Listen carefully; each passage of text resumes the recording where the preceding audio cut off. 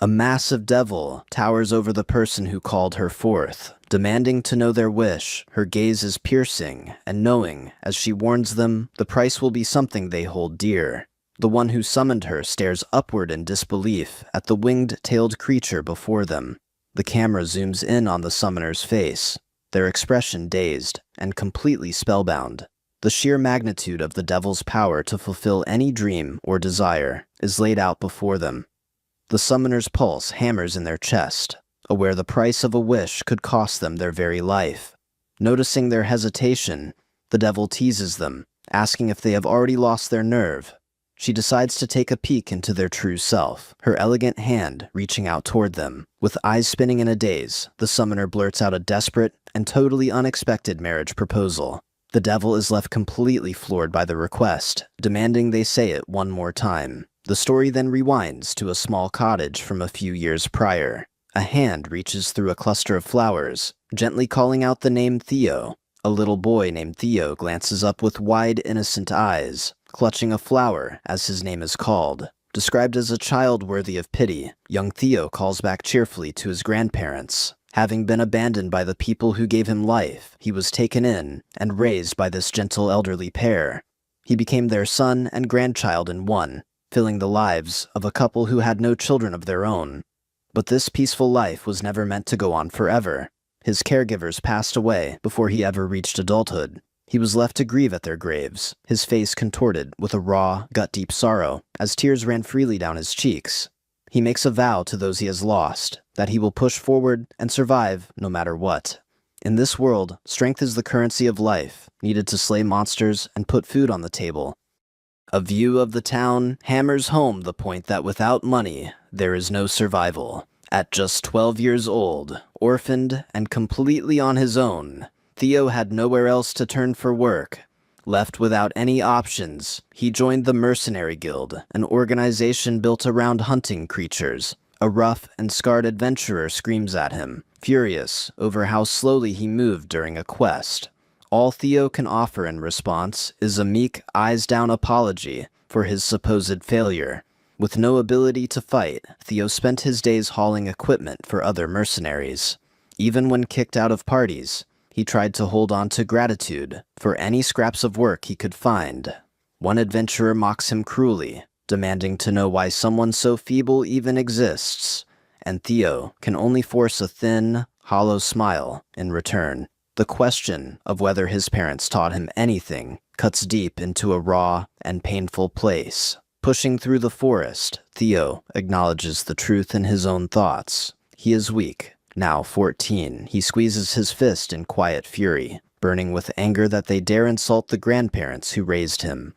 After being thrown out of more adventuring parties than he can even count, he finally reaches his breaking point. The very next day, he walks into a library, surrounded by towering shelves of books, and declares a single, clear goal. He will become stronger. He concludes that if he wants real power, he must teach himself magic.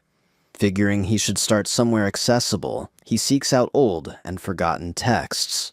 While flipping through a dust-covered tome, a folded piece of paper slips loose and falls from its pages. He picks up the mysterious slip, staring at it in complete confusion. Unfolding it reveals a complex magical diagram and a title, Summoning Ritual. His eyes go blank as he reads the final, shocking words for the devil. Completely baffled, he props his chin on his hand.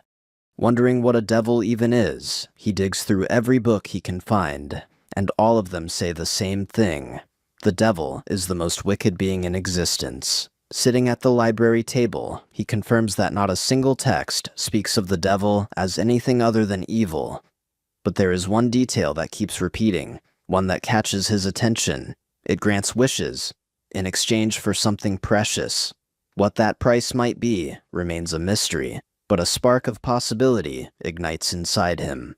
His pulse quickens as he realizes his wish for strength might actually be within reach. Standing outside his home, he turns the surprisingly simple summoning method over in his mind. The ritual calls for placing the paper on the ground and letting blood fall into the center. Steeling himself, he raises a small, sharp knife and prepares to prick his finger. A single drop of blood falls onto the circle. The sting barely registers, because in the next instant, a burst of blinding light erupts, hurling him backward with a startled cry. A beautiful woman with horns appears, and his first thought is that she looks like something holy. He recalls that the old texts only mentioned horns. The ancient writings had also noted the presence of wings. He is utterly stunned to find that the devil is, in fact, a woman. He stares in wonder, thinking she is the most breathtaking person he has ever laid eyes on. Standing beside her, he is completely overwhelmed, his face flushing hot with flustered amazement. His long-held desire for power is instantly shoved aside, replaced by a single, urgent impulse. On his knees, he blurts out a heartfelt marriage proposal to her. In that single moment, all he wants in the world is for this devil girl to become his wife. He looks up at her, his face a mess of blushing and earnest adoration. The devil stares down at him, her expression one of complete and utter disbelief. In the small room, the tall-horned devil confronts the blushing, speechless boy named Theo. She asks with skepticism whether he even understands what he just said. Incredulous, she questions whether he is truly claiming to have fallen in love at first sight. She explains that her appearance makes her a feared and shunned figure in the human world.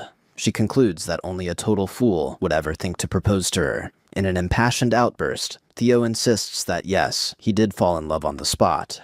Shocked by the conviction in his voice, the devil furiously accuses him of lying. He earnestly denies it, invoking the lesson his grandfather taught him, always tell the truth. Scoffing, she declares that as the devil, she has the power to see directly into his heart. She reaches forward, intending to expose whatever schemes or deceptions he might be hiding. The camera closes in on Theo's wide and vulnerable eyes as she begins her inspection. What she finds instead is a flood, a tidal wave of pure and unfiltered adoration pouring from him. When the inspection ends, Theo collapses to the floor, leaving her standing motionless in shock. Helvi scrambles internally, completely blindsided by this strange and devoted boy. She reflects that, in her long existence, she has never been held in such regard. Every person who had ever summoned her before made their wish, and then tried to flee in terror. Though she never allowed any of them to escape, their fear had always been predictable. This person, she realizes, is something else entirely. He wants to marry a devil. Hopelessly confused by the turn of events, she presses both hands to her head. Theo watches her turmoil with tears welling in his eyes. His expression flushed with a storm of emotions. He apologizes, assuming his wish was just impossible. As she looks at his tear-streaked face, something stirs inside her that she has never felt before. Her chest pounds as she realizes with a jolt that she finds this mortal utterly endearing. Overwhelmed by the unfamiliar sensation, she struggles to catch her breath. Pulling herself back together, she declares that there is no wish beyond her power to grant. Theo looks up with a dawning, fragile hope, realizing she might not be turning him down. A determined blush colors her cheeks as she arrives at her decision. She announces that the contract is sealed. She will marry him. Theo is left speechless, his face a picture of pure, blushing shock. Overcome with happiness, he asks her to please take good care of him. Against all odds, and against every expectation, a new couple was born in that moment. The scene shifts to the large stone building of the Mercenary Guild. Inside, a young woman in a beret stands with her back to the viewer. With a worried blush, the receptionist wonders why he still hasn't shown up today. The story introduces Fiore Leotar, a receptionist at the Mercenary Guild whose mornings begin before sunrise. Her first task each day is sorting through and reviewing all the newly submitted quest requests. After that, she pins the incomplete jobs to the main board, where mercenaries can find them. Cleaning the hall is also her duty, as the place gets messy quickly, with so many adventurers coming and going.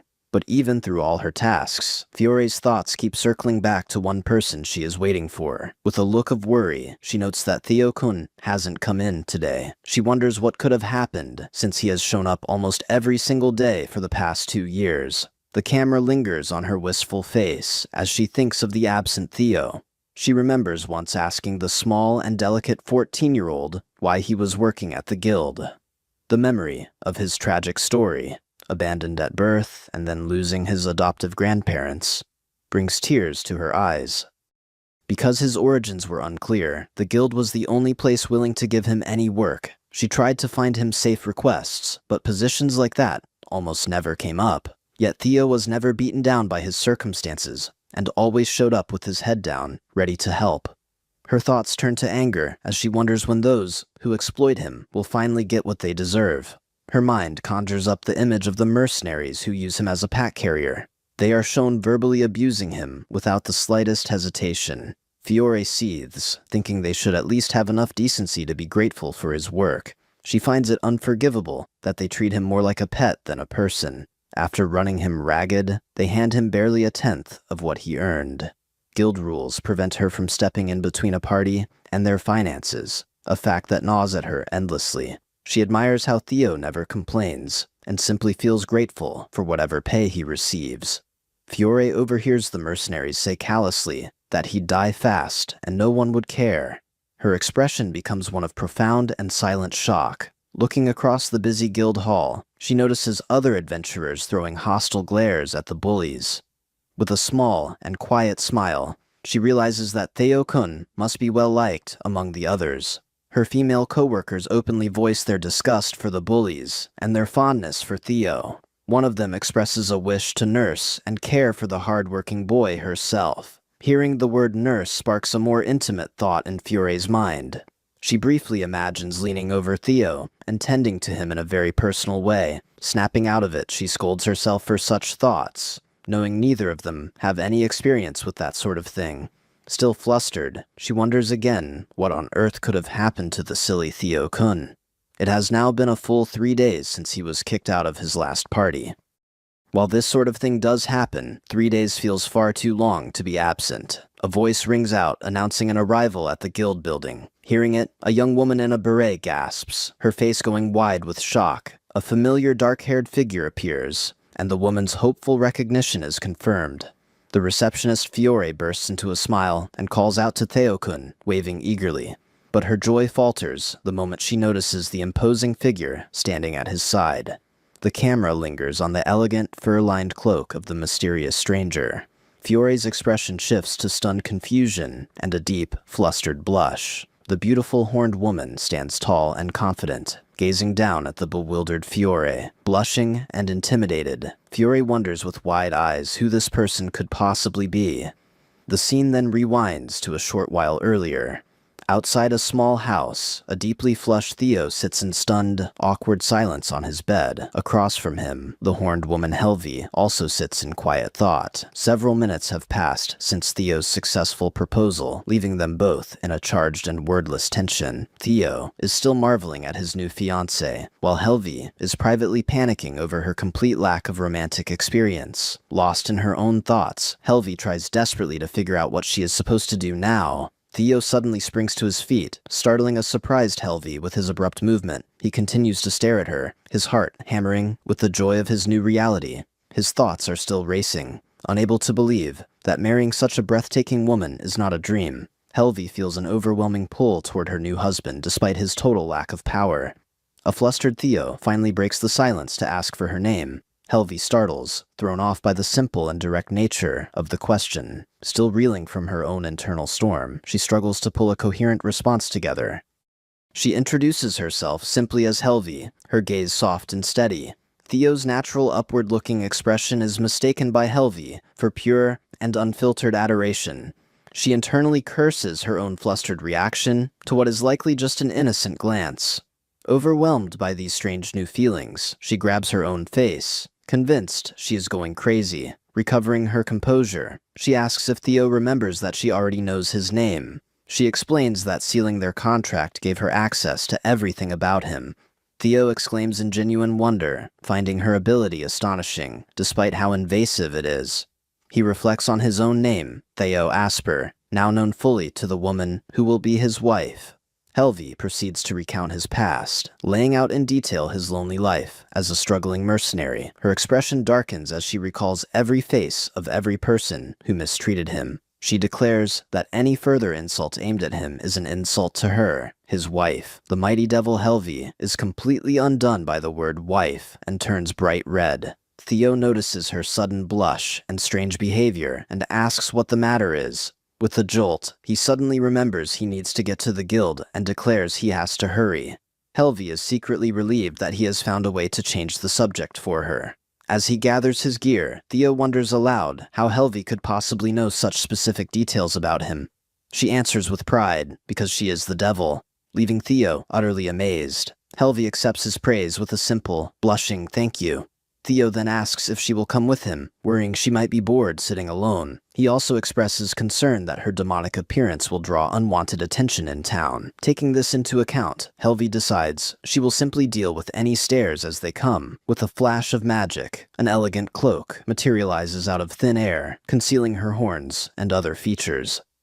Theo is left stunned, asking how she managed to do that so instantly. She repeats simply that as the devil, such a thing requires no effort on her part. As Helvi suggests they leave, a hesitant Theo agrees, but stumbles over what to call her.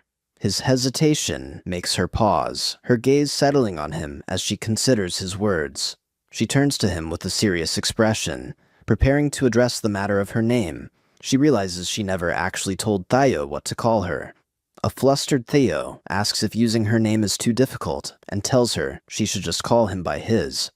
The request puts Helvi on the spot, her flustered state even showing in her fangs.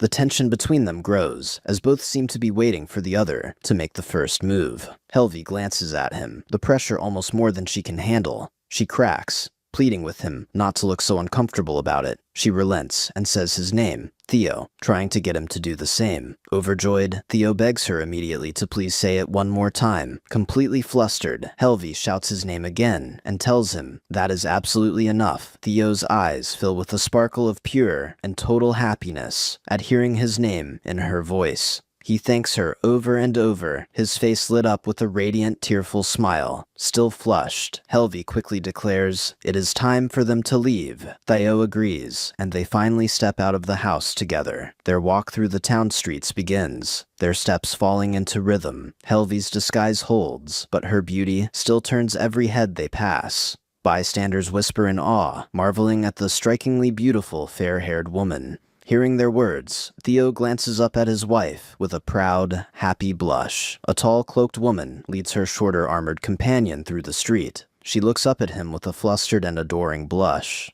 As they walk, Helvi's hand brushes against Theo's, and she lets out a soft, startled sound.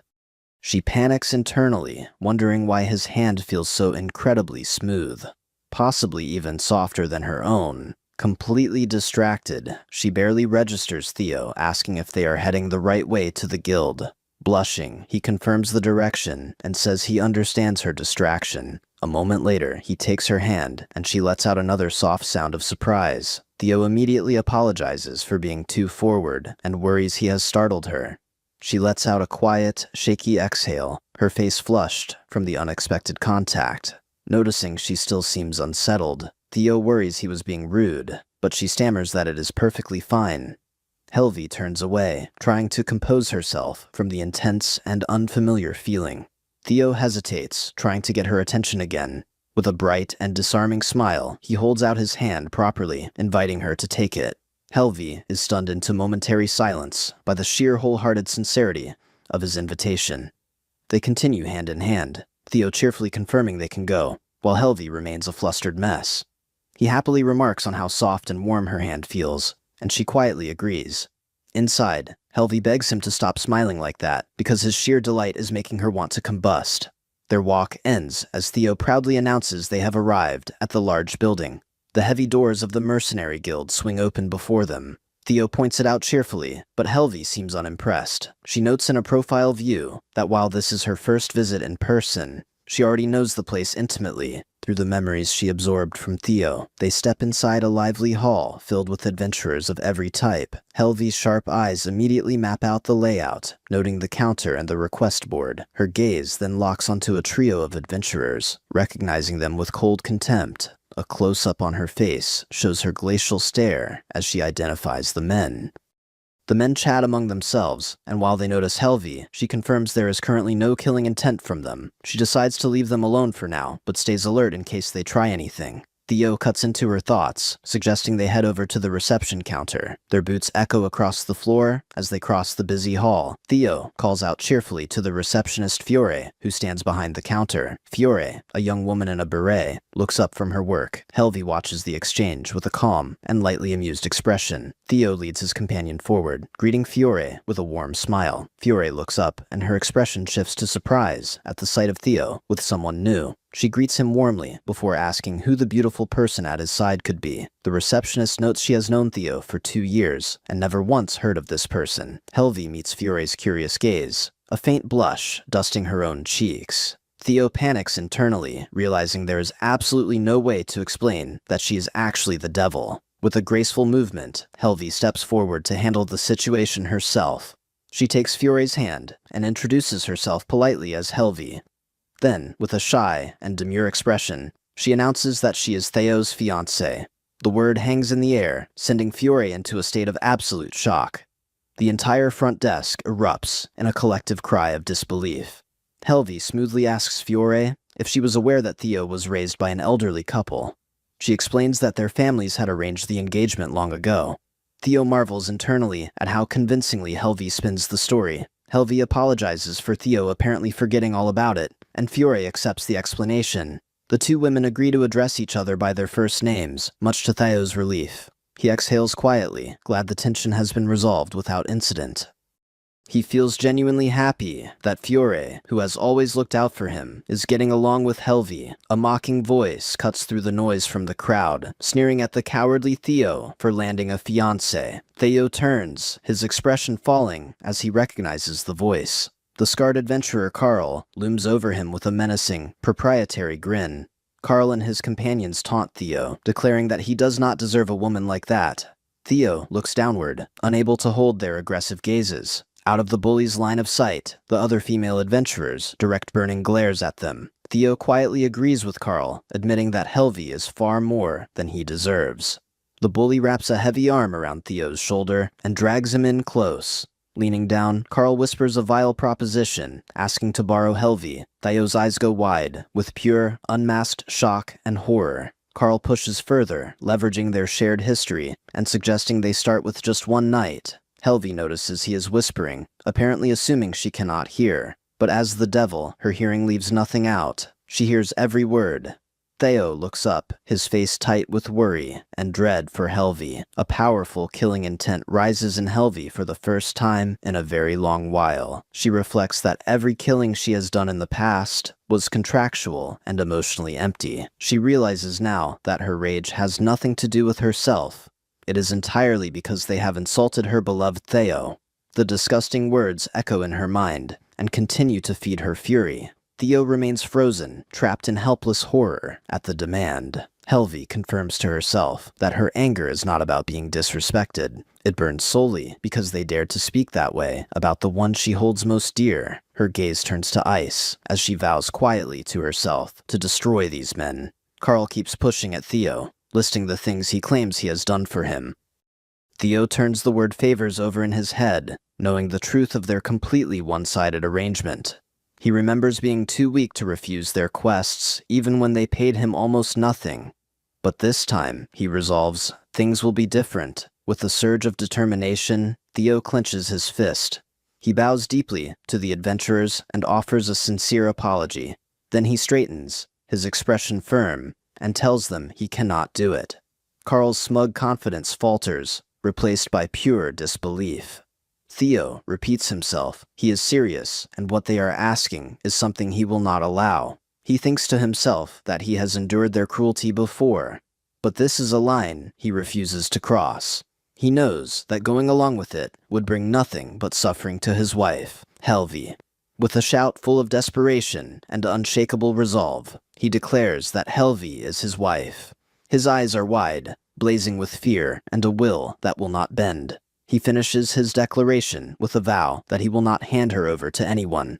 Carl explodes with rage, demanding to know who Theo thinks he is. He lunges forward and launches a powerful, vicious kick at the boy who defied him. Theo braces for the impact, squeezing his eyes shut and throwing his arms up to shield himself.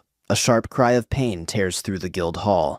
Theo stays braced for a pain that somehow does not fully come. He opens his eyes slowly and looks down at himself, confused. He touches his chest and realizes with a start that he feels nothing. Looking up, he sees that another adventurer, Kartsin, stepped in and took the blow for him. Carl lets out a horrifying scream of pure agony. He collapses, shrieking about his arm being ruined, though it was his leg that struck. Fiore and the surrounding onlookers cover their mouths in absolute shock. Carl's bald companion stares with a face of horror and disbelief. Fiore stammers that she does not understand how it happened, but it was clearly Carl who caused it. From the side, Helvi smiles with pride and whispers internally how much her dear husband's courage pleases her. A beautiful long-haired woman named Helvi pulls the startled dark-haired youth Theo into a tight embrace from behind. Completely flustered by the sudden closeness, Theo calls out her name in surprise. Leaning in close, Helvi whispers that his words truly moved her.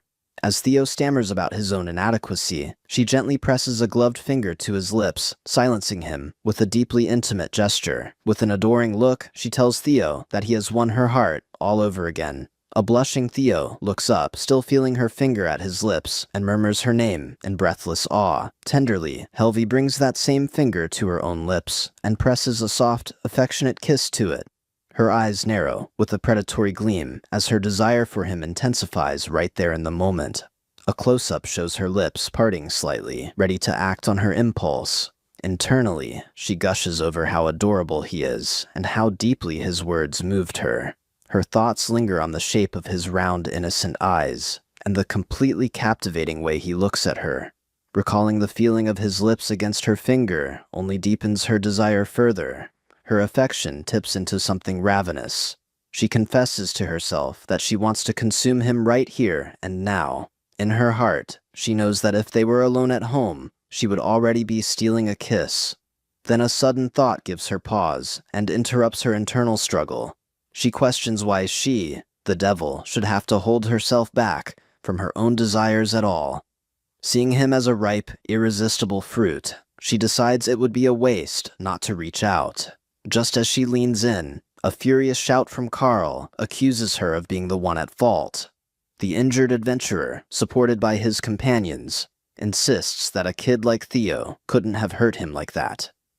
Carl screams about how badly his arm was wrecked and directs his rage squarely at her. He shouts a threat and tells her to prepare for his wrath.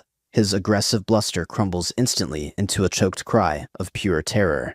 Helvi looms over him, her expression hidden, but her aura radiating an overwhelming and suffocating menace. Her eyes are narrowed as she delivers a cold and quiet promise to end him if he speaks another word. The adventurer's face goes slack with shock and primal fear, all bravado drained out of him. He turns on his heel with clear and desperate intent to flee the premises entirely. As he scrambles away in a panic, his companions shout after him in confusion. The guild receptionists also call after him, equally bewildered. With the threat removed, Theo turns to Helvi with a grateful and bright smile and thanks her. Helvi pulls Theo into another tight embrace, startling him with the sudden closeness. With an annoyed sigh, she apologizes that their moment was interrupted. She lets out a frustrated breath, her private moment completely ruined. She thinks darkly that because of those idiots, a rare opportunity slipped right through her fingers. With a sultry look in her eyes, she makes herself a quiet vow. Next time, she will not let the chance get away. Inside the guild, the receptionist Fiore watches the couple with her heart pounding loudly in her chest. A close-up on Fiore's eye shows how startled and flustered she has become. She is stunned by the intimacy between Helvi and Theo.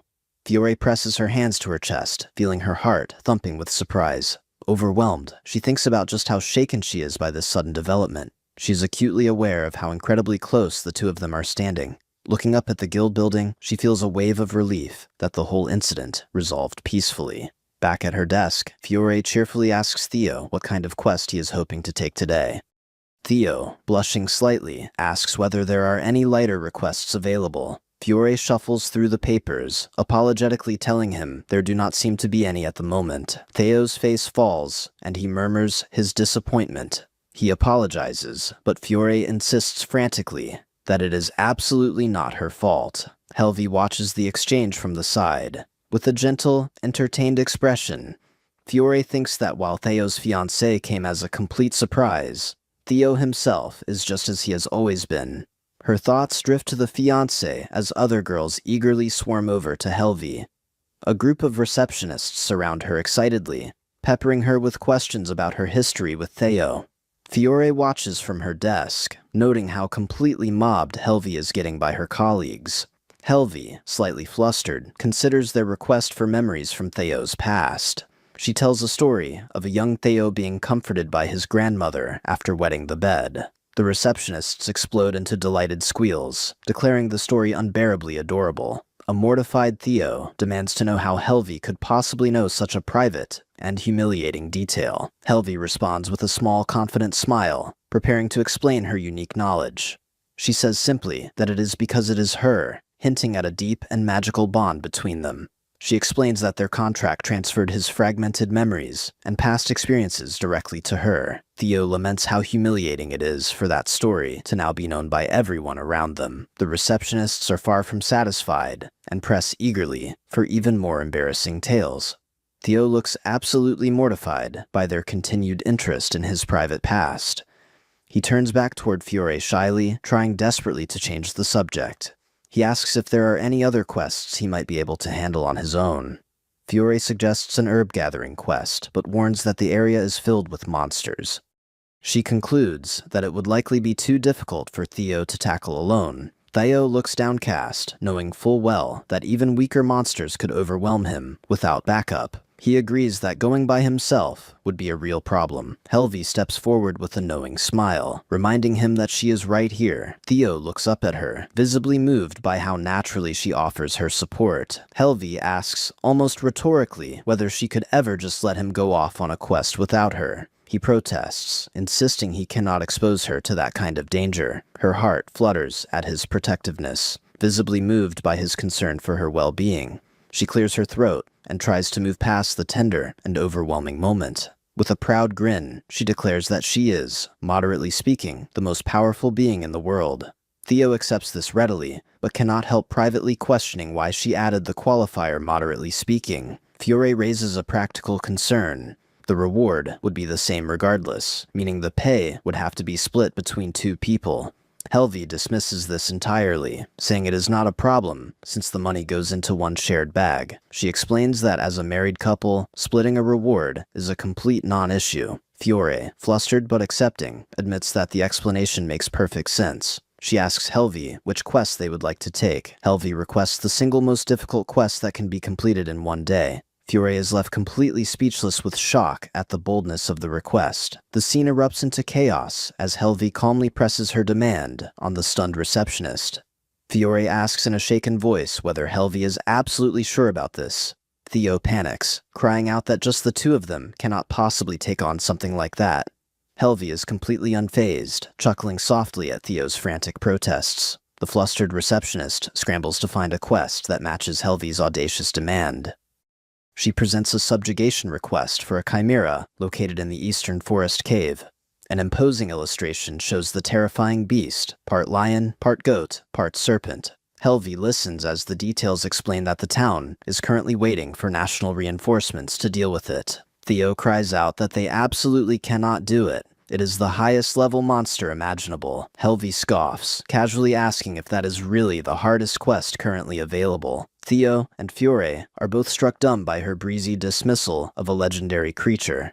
She waves it aside and turns toward the exit, asking if they should go ahead and get started. She takes Theo's hand in a firm grip and pulls him along. Wide-eyed, Theo is dragged after her, asking if they are really going to go fight the chimera.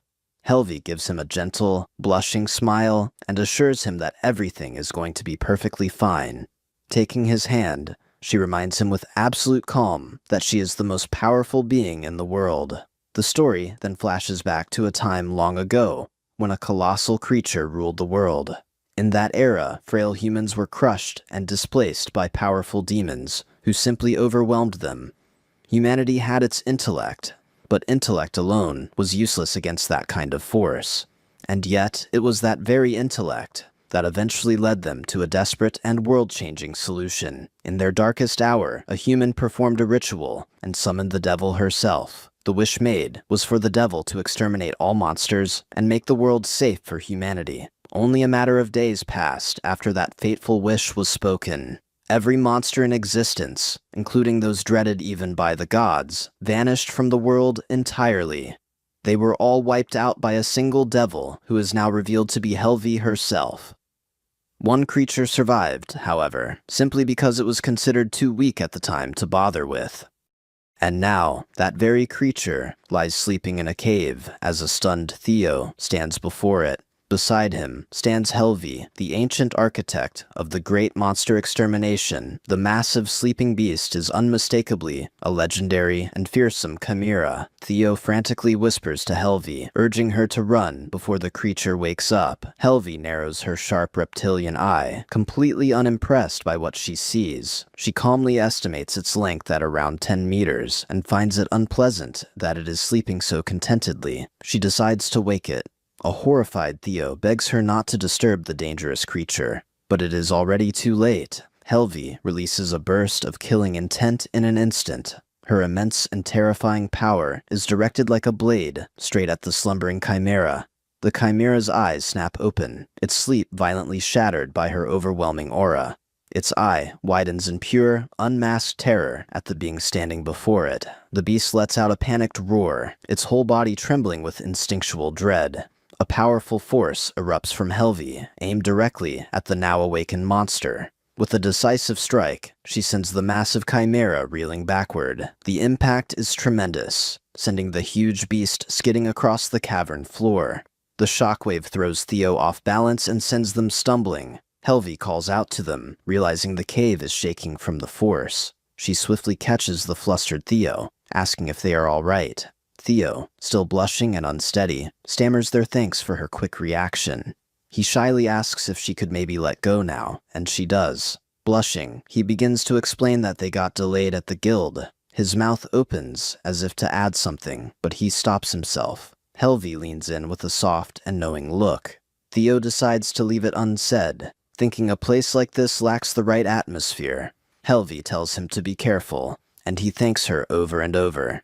He looks at her with admiration and murmurs her name softly. Then he asks what exactly it was she did to the chimera. She explains simply that she exposed her killing intent and put up a barrier. From a safe distance, they watch the beast desperately trying to escape its invisible prison. The chimera charges and is turned back by an unseen wall again and again. Its attempts to ram the ceiling or floor are completely useless. With no sound coming from the impacts, it looks almost like a strange and clumsy performance. Theo marvels at her power, and she states proudly that it is because she is the strongest. Her expression sharpens as she decides it is now time to end this. With a simple extension of her hand, she readies her attack. A vicious scythe-like blade of pure energy materializes from her outstretched arm. She sweeps through the air toward the roaring, terrified beast. In an instant, the creature is cleanly beheaded, its head sailing through the air. She remarks coolly that she prevented any bloodshed simply because blood would be unpleasant. Theo can only stare, eyes wide with shock and deep awe. They stammer in amazement at the effortless display of power. They still cannot believe she defeated the legendary chimera so easily. Helvi beams, declaring it was child's play for her. The mention of that word suddenly makes something click in her mind. She realizes she has not eaten a single thing since arriving in this world, and the thought startles Theo. She then asks if Theo could please cook something for her when they return home. Theo's face lights up, and he enthusiastically agrees to prepare a meal. He happily mentions that this will be the first time he has cooked for anyone since his grandparents, and smiles with a radiant blush. He vows to do his absolute best for her. She mentions she enjoys meat and sweet things, and he agrees with equal enthusiasm. She adds that she also likes sweet things, and suggests having dessert too. A sly, knowing smile crosses her face, as the thought of dessert settles in her mind. Leaning in, she whispers that for dessert, she thinks she will have Theo. She pulls back quickly, deciding she had better hold off on that for the time being. Theo asks whether they should carry the whole carcass back with them. Helvi admits she is unsure how to handle the disposal, but agrees it is a good idea. With a confident gesture, she declares it will be an easy task. The massive headless chimera corpse begins to float effortlessly into the air. She wiggles her fingers with a playful flourish, demonstrating her complete and casual control over the levitating body.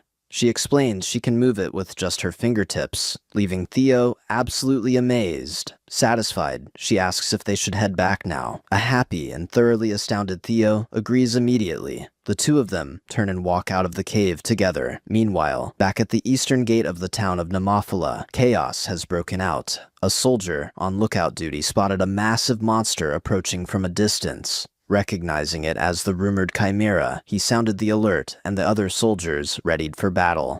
But what appeared at the gate was the bizarre sight of a beheaded chimera. Following behind it were a man and a woman, Theo and Helvi. One of the gate guards on the wall recognizes the smaller figure as Theo. Inside a guardhouse, Theo asks why they are being held. They are surrounded by soldiers who know Theo, so there are no chains, just a temporary hold while the kill is verified. Theo is optimistic it will be resolved soon, but Helvi questions the size of the guard detail. She lets out a weary sigh, her impatience becoming apparent. Theo is used to treatment like this and does not seem particularly bothered. Helvi, on the other hand, finds being made to wait extremely disagreeable. She is especially frustrated that it is delaying the meal Theo promised her. Her intense glare causes the surrounding guards to whisper nervously among themselves about how frightening she is. Her menacing expression sends a jolt of pure dread through the soldiers. The guards begin quietly begging to be rotated out of this particular post. An officer barks at them to return to their stations and demands an apology. Helvi senses someone approaching, wondering who it could be.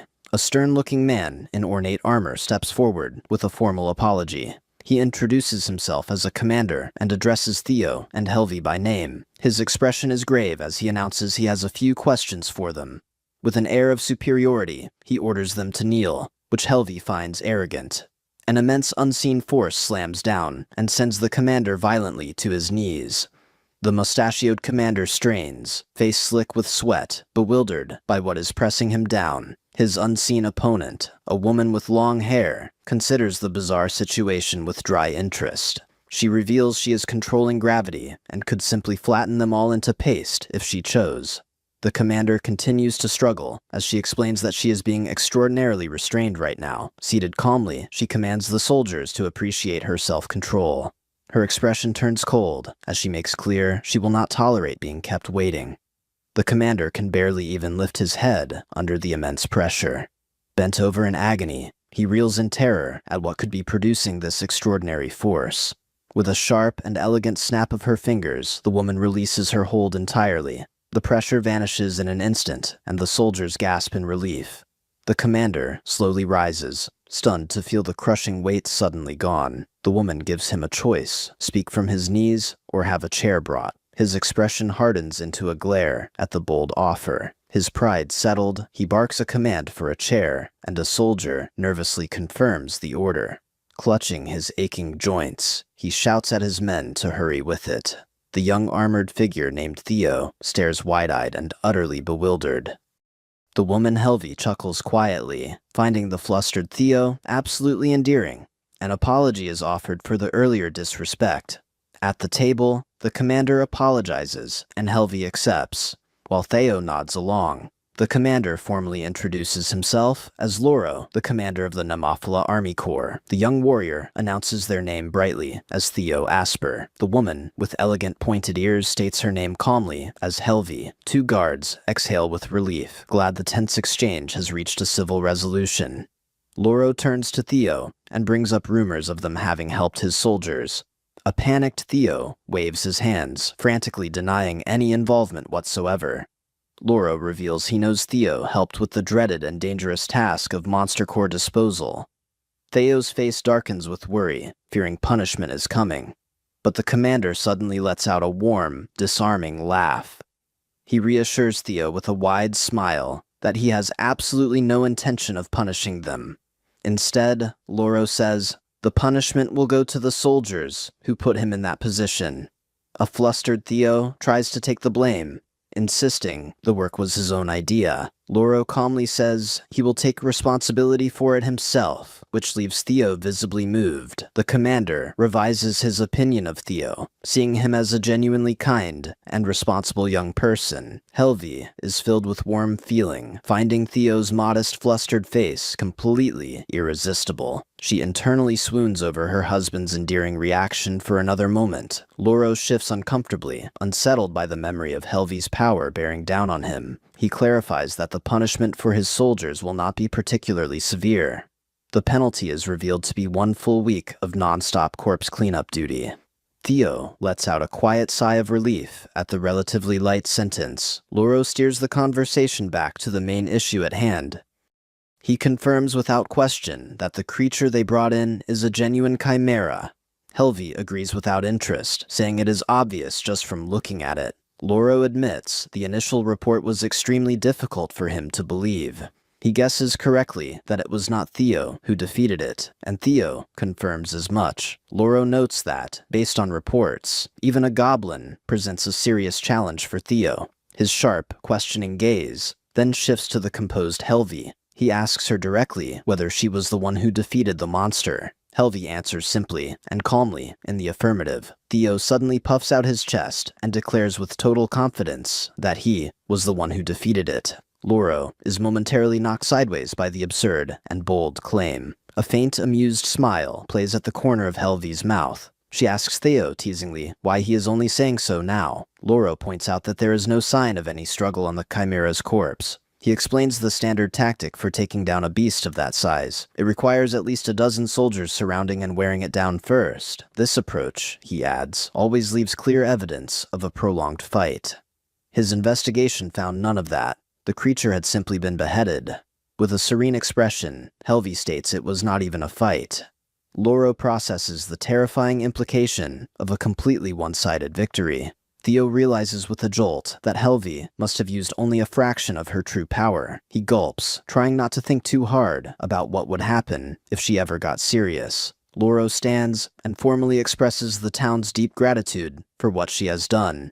He explains the town was in serious danger while waiting for support from the kingdom. He promises the kingdom will surely recognize her with a formal medal. Helvi considers the offer of a medal, a thoughtful blush coloring her cheeks. She reflects that in her world, chimeras were considered nothing more than minor nuisances. Theo is ecstatic, marveling at the incredible fact that Helvi will be officially honored. Helvi states gently that she does not want to dampen Theo's mood, but she has reservations. With a cool expression, she declines the medal outright, saying there is simply no need for it. Theo is taken aback by her sudden refusal. Helvi explains that accepting a medal would only become a burden to them. It would create an obligation to fight on behalf of the kingdom. Her eyes narrow as she recalls how this very thing played out for others in her past. The kingdom's praise transforms into condemnation the moment a hero refuses to serve. An image of mounted knights shows how they would be hunted as traitors. Helvi turns to look at Theo with a calm and determined expression. Theo, touched by her reasoning, looks at her with wide and earnest eyes. Together, they state plainly that they do not need anything from the kingdom. Loro processes her sobering account with a grim look of understanding. He suggests it would be wisest to keep the whole incident quiet from the kingdom. He nods in acceptance and tells her that her decision is completely reasonable. Helvi asks whether their business is concluded so they may go home. She stands to leave with a decisive motion. As they head for the door, she calls out to Theo. She asks what he would like her to accept as a reward in place of the medal. She leans in and cups a hand to her mouth to lower her voice. With a sultry and slightly blushing expression, she asks for his home cooking. She reminds him of the promise he made to her earlier. Theo is struck momentarily speechless, while Helvi waits with barely contained anticipation. A wide, radiant smile spreads across Theo's face. He agrees enthusiastically, vowing to pour every ounce of skill he has into the meal. As they exit, Loro simply sends them on their way. Theo sneaks a warm and blushing look back at Helvi as they leave. They turn and walk out of the room, leaving the guards behind. The door closes behind them. One guard mutters mournfully that he cannot believe Theo beat him to it. Later, a soldier is seen sobbing while hauling monster corpses. The scene moves to the outside of Theo's cozy rustic house. Theo pants eagerly, asking with sparkling eyes how the food tastes. Helvi is in a state of bliss, breathing that the meal is absolutely incredible. She feels a soothing and satisfying warmth spreading through her as Theo watches with joy. A steaming bowl of meat and potato stew is presented with obvious pride. Theo wipes sweat from his forehead, looking pleased with what he has made. From the kitchen, he says he is so glad she is enjoying it. He explains it is his grandmother's recipe, and that he made the seasoning strong. Helvi savors the stew, and declares it delicious enough to eat every single day. In this moment, she shows the most genuine smile she has ever worn in her entire existence. Helvi pauses her meal and notices Theo has stopped eating, and is just staring at her. His gaze is quiet and intent, fixed on her with contemplative softness. She asks what is wrong, but he insists it is nothing. A powerful thought fills him quietly from inside. Helvi is truly a goddess. The pure innocence of that thought strikes her like a physical force. Because he lacks romantic experience, Theo simply thinks whatever is on his heart without filter. Helvi, however, has the ability to read that heart directly. She sees that his thoughts are completely pure and entirely free of deception. It is this very purity that hits her so hard. Honest and untainted feeling has an immediate and overwhelming effect on her. A charged and flustered silence falls between the blushing pair. A soft chuckle finally breaks the heavy unspoken tension. Theo joins in, stifling his own gentle laughter. Helvi laughs genuinely, the awkwardness dissolving between them. With the air cleared, they happily agree to keep eating. Later, Helvi clumsily attempts to wash a dish with a sponge. She asks if she is doing it right, and Theo cheerfully confirms she is. As the devil, basic chores like dishwashing are an entirely new experience for her. She asks with a glowing expression whether she has gotten the hang of it. Theo tells her warmly that it looks completely natural. After their chores, they settle together on the sofa. Theo admits he is tired, even though it is only noon. He says cooking is one reason, but the Chimera encounter was mentally exhausting, even though he only stood there. He admits honestly that he thought he was done for when the Chimera first noticed him. She looks at him with concern and offers to ease his fatigue. He asks if she means a massage, and she confirms it precisely. He nervously gets onto the couch and lies face down. He buries his face in the cushions and asks if this position is right. Helvi settles herself by straddling his back and asks with a pleased expression whether his position seems good. She leans in with a teasing smile and asks if she is too heavy. Flushed with embarrassment, he insists through his obvious discomfort that he will be fine. She gently corrects him, saying he should have just denied it. She finds his flustered response amusing and tells him not to worry. His inexperience with women is precisely what makes him so truly likable to her. She admits to herself that she is using magic to keep her body light. She simply wanted to see his adorably embarrassed expression. The sight of his unguarded back suddenly makes her own composure slip. He innocently asks whether she is going to start the massage. Startled, she snaps back to attention and confirms she will begin. She thinks that was a close call, barely stopping an impulse she should not act on. She announces she will begin by rolling up his clothing. The sight of him so completely unguarded makes her pant, thinking about how adorable he is. His defenseless back is so endearing, she feels like she could die from it. He peeks back over his shoulder and calls her name once more with soft innocence. Flustered all over again, she quickly confirms she was just about to start. Composing herself, she announces more firmly that she is beginning. She rolls up his clothes, and her long and elegant fingers make contact with his exposed back. Her touch causes him to jolt with surprise. He lets out a soft sigh as the massage begins. A pleasant warmth spreads through him from where her hands move. He sighs contentedly, feeling himself relax all the way down. She explains under her breath that she is carefully managing the flow of his mana. Lost in the sensation, he murmurs that it feels incredible. She notes he is not even listening to her, despite her carefully worded warning. Both let out quiet sounds as the intimate massage continues. He sighs blissfully, completely surrendered to the pleasant feeling. She begins to sweat, her desire and frustration building steadily. She wonders why he is breathing so softly, and asks whether he wants her to just go ahead and make a move. The scene becomes like a hungry wolf standing over a sleeping rabbit. Normally, the rabbit would be consumed the instant the wolf had any reason to act. The wolf hesitates, wondering why the rabbit is being so carelessly unguarded. It wonders whether the rabbit has someone protecting it, or whether it simply trusts the wolf completely. The thought that the rabbit might trust her completely floods her with enormous frustration. Now that trust has entered the picture, she feels she absolutely cannot act on her impulse. The wild creature that is Helvi grits her teeth in restraint. The young rabbit that is Theo continues to sleep peacefully and completely defenselessly. Theo stirs and murmurs something faintly in his deep sleep. He rolls over slowly, still completely lost in his dreams. He is now lying on his back, entirely unaware.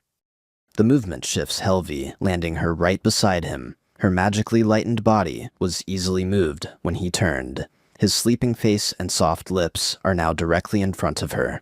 Overwhelmed by the temptation, she wants desperately to close those slightly parted lips. She becomes utterly lost in a dizzy, love-struck reverie. She gently caresses the cheek of the sleeping young man. She imagines silencing his bewildered awakening with a firm and passionate kiss. She snaps back to reality, startled by the wildness of her own thoughts. She resolves firmly to keep those dangerous ideas under control, but unable to help herself, she finds her hand gently stroking his hair anyway. She marvels at the smoothness of his skin and softness of everything about him, losing herself. She cannot take it anymore, and decides this situation is simply too much. With a nervous gulp, she steels her resolve to act. She leans over the sleeping Theo, captured in mid-motion. A voice calls out both their names, sending her into a panic. Fiore peeks through the partially open door and announces herself. Helvi jolts upright in absolute panic. Fiore enters the room politely and announces her arrival. Her eyes land on Helvi, calling her name in greeting. She addresses both Helvi and the still sleeping Theo. She is completely bewildered by the scene before her. In the quiet room, Fiore stands watching as a horned Helvi hovers over a sleeping Theo on the couch. A close-up reveals Fiore's wide eyes and utter confusion at what she is seeing. Helvi glances back, her expression caught somewhere between annoyance and embarrassment. Completely oblivious, Theo continues to sleep peacefully on the couch. Fiore, her voice uncertain, finally asks what exactly Helvi is doing. With a flustered smile, Helvi claims she was simply giving Theo a massage. Fiore remains completely unconvinced, questioning the highly suspicious position Helvi has placed herself in. She insists that no matter how she looks at this scene, something seems very wrong with it. Fiore spells out what she is seeing. Helvi is sitting on the face up, Theo with her hands beneath his clothing. Helvi pauses with a soft sound and abandons her thin excuse entirely. She shouts with frustrated intensity that she was trying to take advantage of the sleeping Theo. Fiore reacts with equal volume, pleading with Helvi not to be so brazenly honest about something so terrible. Still flustered, Fiore reacts with equal volume, pleading with Helvi not to be so brazenly honest about something so terrible. Still flustered, Fiore demands to know why Helvi would do that while he is asleep. Helvi turns away with a softening expression and cryptically explains, "It is because he is Theo." This vague non-answer only confuses Fiore further, who privately thinks Helvi is failing spectacularly at sounding mysterious. Observing Fiore's flustered state, Helvi's expression turns calculating. Her sharp gaze fixes on Fiore as she asks if she is green. Unfamiliar with the slang, Fiore repeats the word in confusion. Helvi clarifies her meaning, bluntly asking whether Fiore has ever been with a man. Fiore's shocked reaction is all the confirmation Helvi needs about her lack of experience. With a superior air, Helvi declares that any experienced person would understand the urge completely. Mortified, Fiore shouts that she has absolutely no desire to understand any such feeling.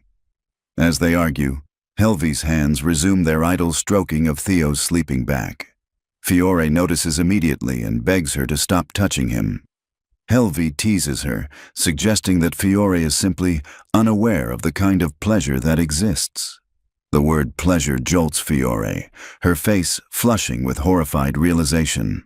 She clutches her dress, recalling conversations she has overheard among her co-workers. She admits to herself that she is at least mentally aware of such intimate activities. Helvi dismisses her protest and even recommends the experience for someone doing it for the first time. Fiore protests that it would be completely unfair to Theo for his first time to happen while he is unconscious. With a chuckle, Helvi questions what could possibly be unfair about that. She provokingly asks whether Fiore doubts Theo could enjoy her body. Standing firm, Fiore insists that Theo deserves a proper and fully conscious first time. As Fiore argues her case, Helvi continues her casual caressing of the oblivious Theo. Suddenly, Fiore freezes. She feels something unexpected touching her from behind. Her eyes go wide in shock as she tries to understand the sensation. A deep and horrified blush takes over her face as understanding begins to dawn. She whirls around to find Helvi standing directly behind her, having moved in an instant. Fiore yelps in shock, demanding to know when Helvi got beside her. For the first time, Helvi appears flustered, stammering a denial. Fiore's suspicion sharpens. She knows that deep blush means it is definitely not nothing. Her face goes completely red as the full mortifying realization crashes over her.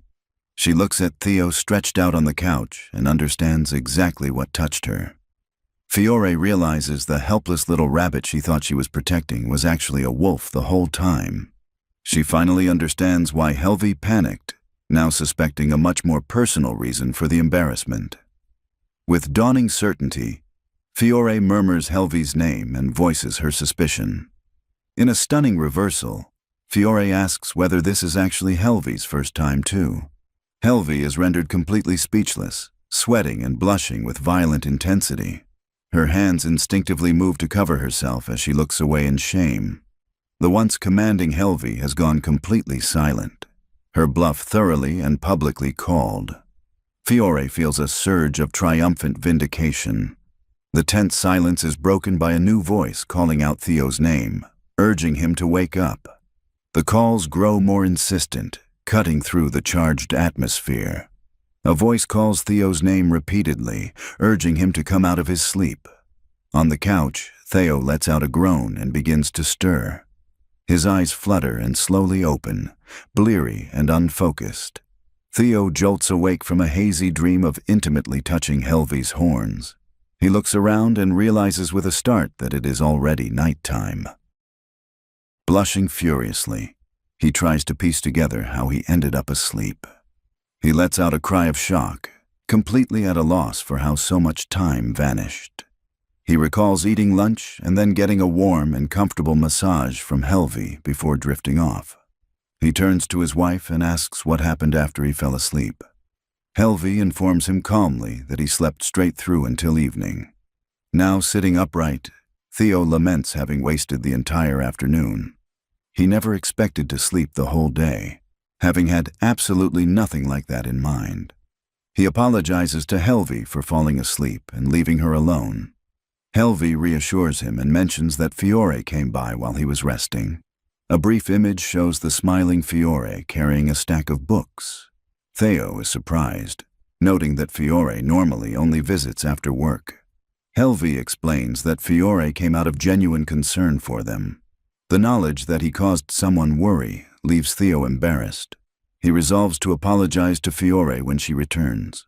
With quiet determination, he confirms his intention to make it right. Helvi tells him Fiore will be back around dinner time. With a soft blush, she asks Theo to prepare enough food for the three of them. Theo's face lights up and he agrees with enthusiastic determination. He announces he needs to hurry and get the meal started. He then turns to Helvi and asks if there is anything she can do to help. She offers to help with the simple task of tearing vegetables. With a happy smile, Helvi agrees and calls it a simple enough task. As she expertly cracks an egg into a bowl, a thought crosses her mind.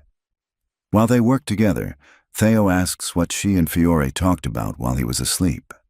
Helvi answers vaguely and with a blush, saying they discussed a great many things. She eventually reveals that Theo was more or less their only shared topic of conversation. Theo is baffled, pointing out he had only properly met Fiore that very day. Helvi pauses for a moment, considering how to frame what she is about to say. She draws a parallel to their own marriage, which also happened the same day they first met. The memory of his impulsive love-at-first-sight proposal mortifies Theo all over again. Helvi, by contrast, recalls the moment with a look of soft and fond surprise. She lets out a small amused breath, her expression one of quiet delight. She admits that she had asked the other receptionists what they thought of him. Theo is alarmed by how direct her approach apparently was. thinking the line of questioning sounds terrifying. He worries whether they dislike him, but Helvi reassures him that everyone had a favorable impression. Theo is visibly relieved, pressing his hand to his chest and feeling genuinely glad to hear it.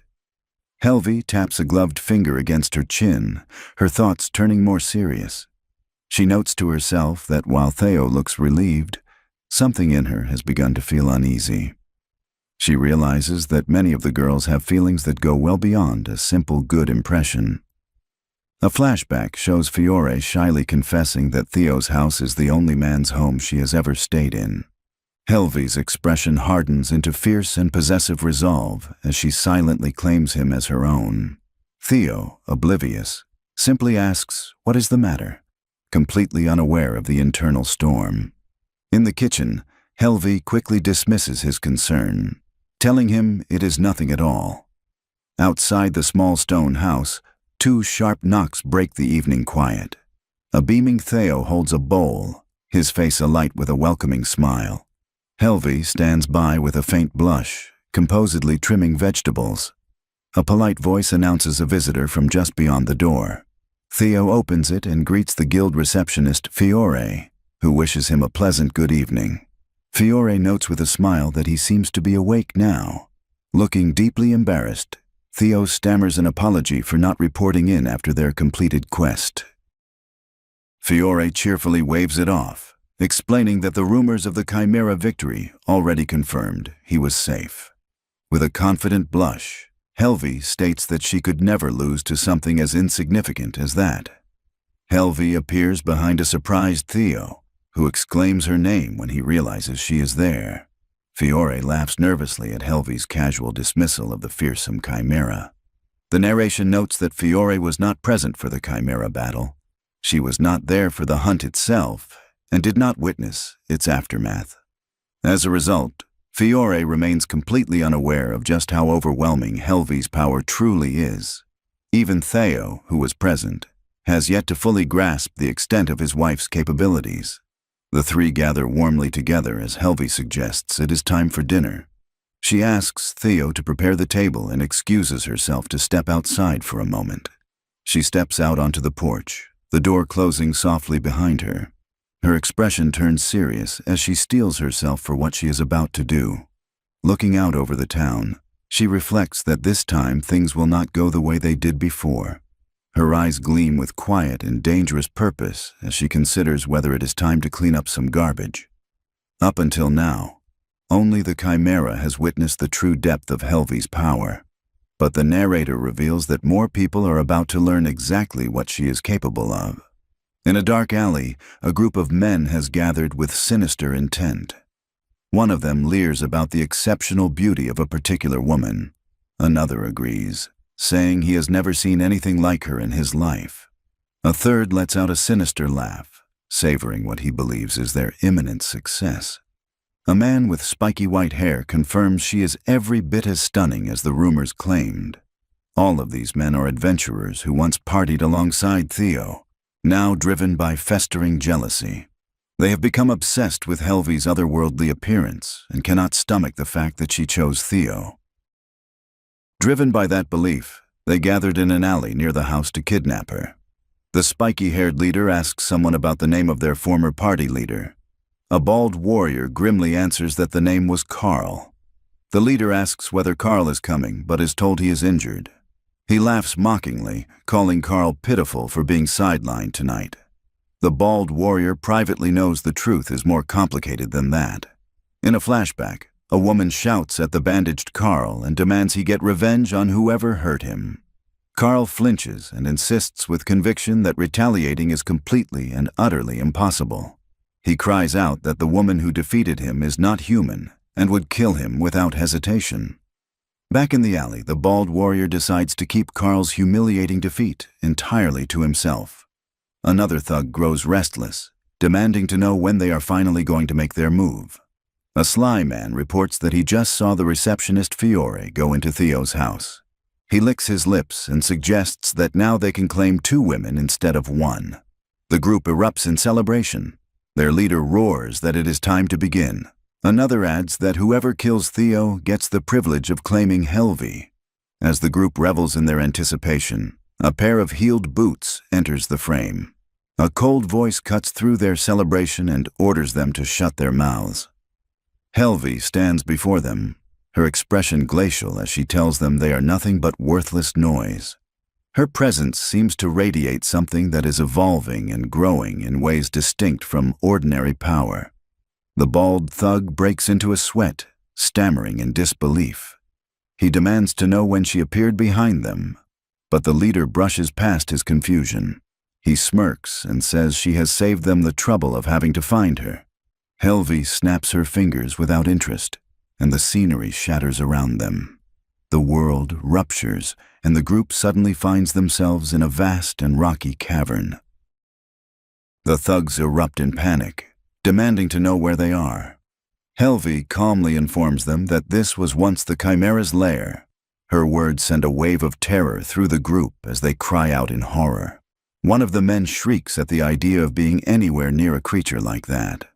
The leader tries to steady his men, even as his own composure is visibly cracking. He shouts that he was certain he heard the Chimera had already been taken down. One of his men eagerly agrees, grasping for reassurance in the rumor. Another confirms he heard it was defeated just that same day. Helvi lets out a soft and mocking laugh, deeply amused by their desperation. She delivers the final and crushing truth. She is the one who defeated the Chimera. The leader can only stare in complete disbelief, unable to process what she just said. Seeing his confusion, Helvi offers to repeat herself just for his benefit. With absolute and quiet confidence, she states again that she was the one who ended the Chimera. The thugs erupt in fresh panic, demanding again to understand where they are. The leader tries to reassemble his composure, even as it keeps slipping. One of the men lets out a nervous laugh and wonders aloud what they would have done if the Chimera were still here. Helvi delivers the truth once more. She is the one who ended the Chimera. The leader stares in disbelief, still unable to process it. Helvi calmly offers to repeat it again. With complete calm, she states once more that she was the one who killed it. The leader sputters that he simply cannot believe a Chimera could be defeated by anyone standing here. He insists the Chimera is a legendary monster and her claim is impossible. Helvi's patience wears thin, and she concedes that if he refuses to believe it, that is fine with her. Her expression turns lethal as she raises one hand and tells them to die. The leader makes a startled sound, sensing something has gone terribly wrong behind him. A glance reveals something horrifying just at the edge of his vision. The camera focuses on his terrified and widening eye. He turns fully and his face becomes a mask of shock and dawning horror. In an instant, every single one of his companions has been beheaded. The leader's eyes are wide and slicked with sweat, his mind utterly destroyed by the instantaneous slaughter. He stumbles backward, his consciousness broken by what he has just witnessed. He collapses to the ground and looks up at his executioner. Helvi looms over him with a cold and calculating gaze. She asks him quietly why she let him survive, and then echoes his own words back to him about killing Theo in order to claim her. With a dismissive sound, she prepares to deliver her judgment. She reflects that she never expected the words "kill Theo" to disturb her as deeply as they do. Her eye gleams with terrifying intensity as she sits with the unfamiliar depth of that anger. The terrified leader lets out a choked and strangled sound of primal fear. He lies flat on the ground, completely paralyzed by a terror that has stolen even the ability to scream. His face is frozen, a silent cry locked behind his wide eyes. Helvi promises to show him something quite different from what the others experienced. The scene shifts abruptly back to the calm and warm interior of Theo's house. A voice inside calls out Helvi's name and welcomes her home. A young man named Theo stands at the door with a bright and welcoming smile. Helvi confirms her return and greets both him and the woman named Fiore. She apologizes, thinking she has left all the dinner preparation entirely to Theo. Fiore clarifies with a laugh that Theo did everything himself and she only kept him company. Curious about the meal, Helvi asks what delicious thing Theo has made for them this evening. He proudly reveals a magnificent steaming hamburger steak as the night's main course. Theo explains he prepared his best meat dish because he knew she enjoyed it. With great anticipation, Helvi eagerly settles in and prepares to take her first bite. A close-up captures the exact moment she brings the first mouthful to her lips. The rich and full flavor fills her with pure contentment as she chews slowly. She swallows the delicious mouthful, something almost nervous visible in her posture.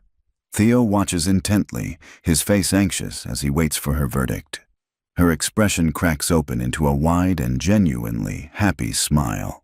With heartfelt delight, she declares that the meal is a true masterpiece. Fiore also takes a quiet bite and confirms for herself that it is absolutely delicious. With a warm and flushed expression, she tells Theo his cooking is wonderful. Overjoyed, Theo asks if they truly mean it and is visibly relieved to hear their praise. Fiore turns away slightly, blushing and sighing to herself about how completely adorable Theo is. She places a hand to her chest, trying to settle her racing heart. A dark-haired friend praises Fiore for somehow managing not to choke on his smile. The friend then glances toward the composed Helvi with a curious and slightly skeptical look. Helvi continues eating calmly, appearing entirely unmoved by Theo's overwhelming charm. The friend wonders aloud whether Helvi feels anything at all when faced with that smile. She suggests it would be a shame if Helvi could not appreciate his endearing quality. Fiore agrees, adding that one is genuinely missing out if his smile does not stir something in them. A sharp internal voice suddenly interjects, insisting that is completely untrue. The thought that he is clearly adorable rings directly inside Fiore's head. This sudden mental intrusion causes her to choke on her food in total shock. Panicked and gasping, she has absolutely no idea where the voice came from. Her friend offers water, but Fiore frantically waves her off, insisting she is fine. She darts a nervous glance toward the most likely source of the mysterious inner voice. Helvi glances back with a faint blush, asking calmly whether Fiore is all right. Completely flustered, Fiore insists it was nothing at all. She desperately tries to convince herself that she only imagined Helvi's voice inside her head. The voice returns, confirming telepathically that she was definitely not imagining anything. Helvi reveals she is speaking directly into Fiore's mind, which sends Fiore into a fresh state of shock. Throughout the entire exchange, Helvi continues eating her meal with serene composure. She explains the ability exists because she is the most powerful being in existence. A wider view reveals the two of them are having an entirely secret conversation while appearing to simply eat. From the outside, Fiore appears to be calmly enjoying her food. Helvi also appears to be savoring her meal with quiet pleasure. Their oblivious companion smiles warmly, entirely unaware of the mental drama unfolding at the table. The friend teases Fiore about her expression, turning Fiore's own words right back on her. Helvi then reminds Fiore telepathically that she was the one who thought he was adorable first. Fiore shouts back mentally that she only thought it. She never said it out loud. Theo beams, pleased that his companion seemed so thoroughly captivated by what he cooked. He happily announces that he also made dessert. He remembers to remind Helvi that she loves sweet things, which immediately piques her interest. He reveals he made pudding and brought some for Fiore as well, who is delighted. Helvi sets down 2 cups of the dessert and invites them to enjoy it. As Theo stands to do the dishes, Helvi asks whether he made none for himself. She gently stops him and insists the dishes can wait. With a blushing smile, she explains that they should eat together for the full enjoyment of it. Deeply touched by her consideration, Theo thanks her profusely for the kindness. Helvi says she should be the one thanking him, and they share a warm and genuine laugh together. Fiore watches their tender exchange from her seat, a wistful expression settling on her face. She sighs softly, feeling she is no competition for a long-established fiancé. Their friend remarks on how fortunate Theo must be to end up with someone so thoughtful. Theo exclaims that the pudding is the most magnificent thing he has ever tasted in his life.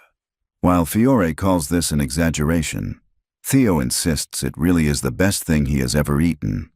Blushing at the high praise, Helvi says she was only speaking the honest truth. Fiore also offers her sincere thanks for the truly exceptional dessert. Overwhelmed by the praise, Theo stammers his thanks, completely flustered and at a loss for words.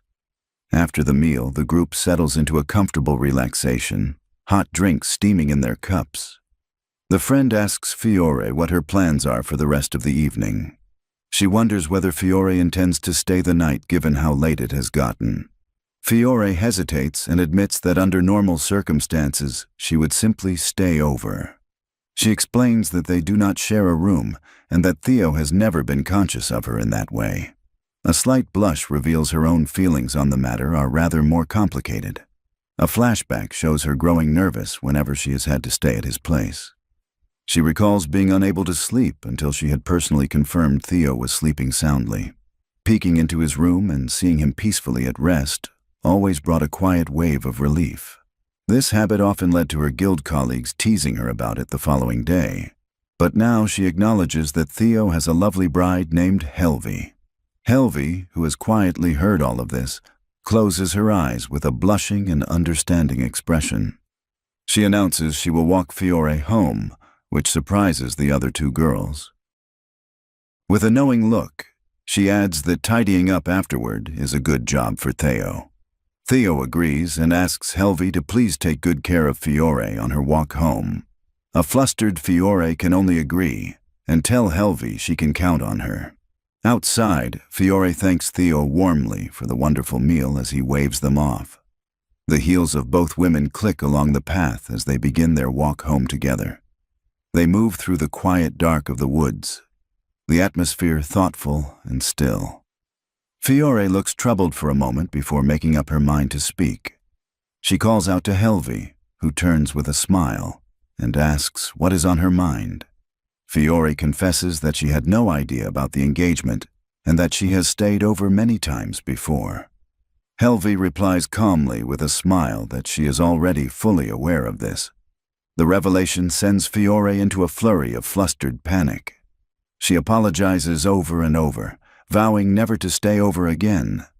But Helvi simply laughs. Helvi reassures her that it is fine, and that she honestly does not mind her staying over. Fiore is shocked, asking if that is really truly all right with her. She admits she assumed Helvi would absolutely forbid any other women from the house. Helvi reminds her gently that she shows no mercy to those who would harm Theo. The veiled warning references a past incident that Fiore clearly understands. Fiore then mentions a moment she witnessed, what looked very much like an attempted kiss. Mortified at the memory, Helvi stomps ahead and immediately tries to change the subject. Catching up, Helvi concedes that since Fiore is Theo's friend, having her around is perfectly acceptable. With a warm smile, she encourages Fiore to keep being kind to him. A relieved Fiore thanks her sincerely, her face flushed but genuinely happy. Leaning in close, Helvi delivers a quiet and chilling warning that sends Fiore rigid with fear about making any kind of move on Theo. From outside a house at night, a faint and indistinct sound can be heard. On the dark street, Helvi tells Fiore she will be fine the rest of the way home. Fiore hesitates, her boots still, as one final question takes shape in her mind. With a troubled look, she asks whether she is still allowed to stay at Theo's house from now on. Helvi turns with a warm smile and confirms that it is absolutely fine for her to do so.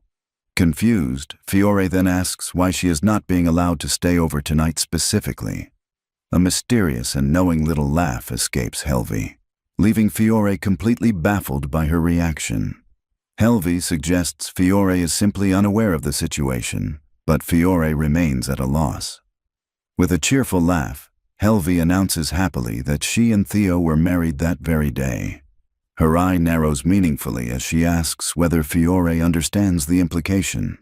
Fiore's innocent eyes reveal she is still lost, asking what her friend could possibly mean by that. Helvi touches her lips and concludes with a blush that Fiore truly does not know. She gives Fiore a playful pat on the head and dismisses her as a child, which deeply offends Fiore. Walking away, Helvi reminds her that they were married today and leaves Fiore to think. Fiore whispers the question softly to herself, turning it over, slowly beginning to understand what it means.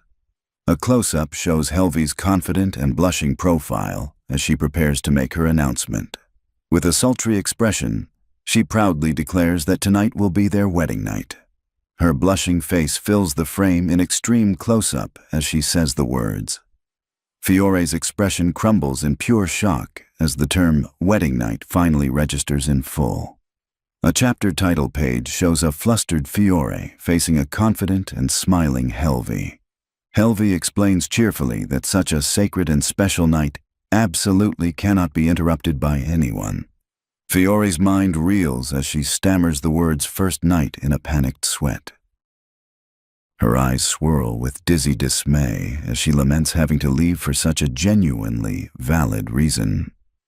Helvi apologizes and explains that this is precisely why she cannot allow Fiore to stay over tonight. With swirling eyes and full body flustering, Fiore insists that the arrangement is completely fine. Leaning in, Helvi promises that by the time they see each other tomorrow, she will be a changed woman. Fiore squeezes her fists, shouting out a mortified and awkward wish for them to have a good time. Helvi bids Fiore farewell for the evening with a glance. She walks off down the path, telling Fiore she will see her tomorrow. Fiore, still blushing and overwhelmed, manages only a weak and stammered yes in reply. She watches Helvi's retreating silhouette, her entire posture radiating complete and total exhaustion. Helvi approaches the house, a soft sound of arrival escaping her. From inside, a voice cheerfully calls out a welcome home. Theo stands at the door with a bright and warm smile. Blushing slightly, Helvi announces her return to the waiting Theo. Inside, Theo tells her he is almost done straightening up and does not need any help. A close-up shows Theo's happy, flushed face as he finishes the last of his tidying. He reaches up and touches his own cheek, his expression shifting to gentle concern. He moves close to Helvi and asks with a worried look what the matter is. Theo's face is flushed as Helvi touches him and he watches with quiet concern. He explains he was only wiping a tear from her cheek and apologizes for being sudden about it. Theo smiles and thanks her for her concern now that he understands what it was. A flustered Helvi realizes she had been sweating from her excitement without even noticing. She looks away blushing as Theo watches her with a curious and questioning expression. Theo announces he will go heat the bath and asks her to please wait a moment. Left alone in the room, Helvi lets out a heavy sigh, her earlier confidence completely gone. She panics quietly, wondering how on earth she is supposed to break the ice on their first night. Her mind races over what a first night means for two people in their position. She pauses, suddenly wondering whether this is also Theo's first time. It is obviously hers, but she realizes there is no guarantee about him. She admits to herself that she would feel utterly crushed inside if it turned out it was not his first. She decides to review the information she gathered from him when they formed their contract. A mental montage of his past confirms that Theo's experiences are entirely pure and innocent. A wave of relief washes through her as she confirms to herself that he is untouched. She reasons that any prior experience would have turned up in the memorable moments she accessed, but her relief is cut short almost immediately by a new and entirely unexpected complication. A profile review of Theo Asper confirms his age. He is only 14 years old. She realizes with a startled laugh that he has essentially zero understanding of how intimacy works. He does not even understand basic facts about his own body's development. She reflects at length on him. She laments that she never expected Theo to be so thoroughly ignorant on the subject. She herself is knowledgeable but has no experience. He, on the other hand, has neither knowledge nor experience. She concludes that two people with that combination would have an impossibly difficult first night. A bead of sweat rolls down her face as she sits with the full weight of this challenge. Her expression hardens into iron resolve as she makes a firm and clear decision. Theo returns from the bathroom and cheerfully announces the bath is ready. Helvi grabs his hands with a sudden and intense grip, startling him completely. She declares that they are going to study, leaving him blushing and confused. She instructs the hesitant and flustered Theo to take a seat on the couch. He asks what they are studying, but she tells him he will understand once they begin. Even having said that, she now appears uncertain herself about where to start. Helvi paces, flustered and fidgeting, desperately trying to figure out where to even begin this lesson. Taking a deep breath, she turns to face him, cheeks flushed but expression serious. She asks her first question, whether he knows how babies come into the world. Theo is immediately and deeply taken aback. He stammers the word babies in shock and squirms uncomfortably on the couch, his hands fidgeting nervously in his lap. Helvi stares with her mouth slightly open, waiting with anticipation for his answer.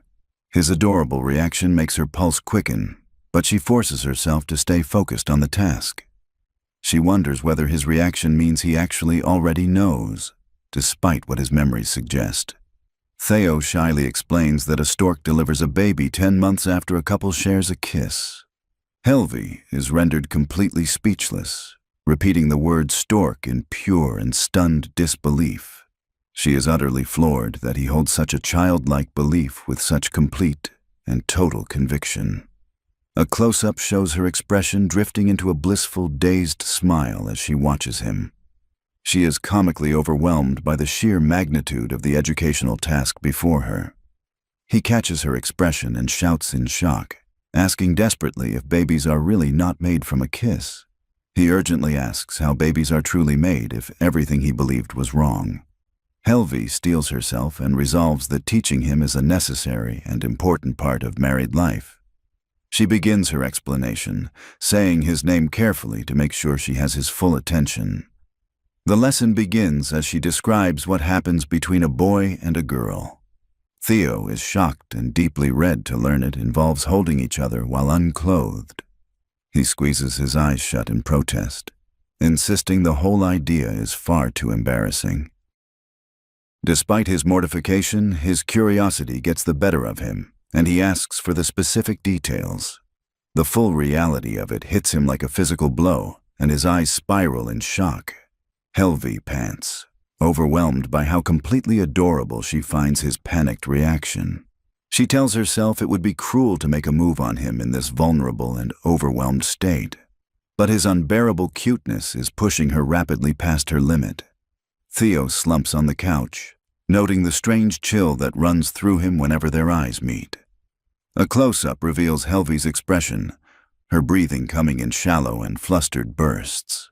Her composure gives way as she stammers in disbelief, wondering what is happening to her. Sitting beside a mortified Theo, she realizes her behavior has been leaning less toward wife and more toward something else entirely. She grips her own head, trying desperately to remind herself over and over that they are a married couple. Letting out a sigh, she reflects on her original hope to consummate their marriage on this very night. Looking at Theo's still overwhelmed state, she understands that the situation is considerably more complicated than she imagined.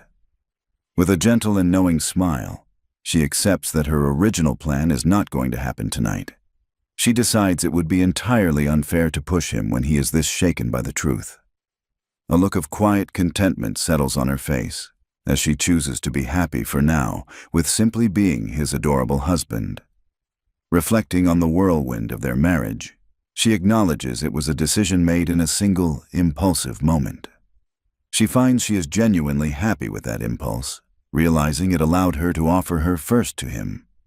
She resolves to wait patiently until Theo's heart is truly ready, knowing they have a whole lifetime stretching out before them. A quick glance confirms that Theo is still thoroughly lost in his own world of mortification. Theo covers his face and whimpers that he simply cannot even bring himself to think about being undressed in front of her. His raw and completely unguarded shyness sends another jolt of pure adoration coursing through Helvi. Her face breaks into a completely unguarded expression.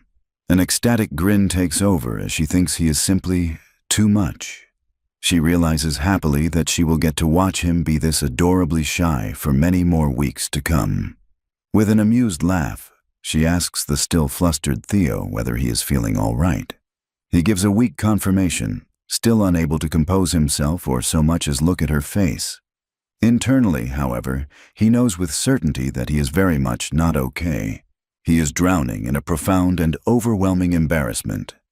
The mortification is so complete that he cannot even bring himself to look in her general direction.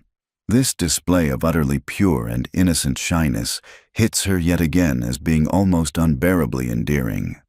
Her own composure wavers as she fights the urge to reach for him right then and there.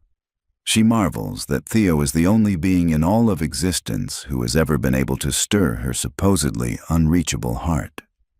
Clearing her throat, she announces her intention to get some sleep for the night.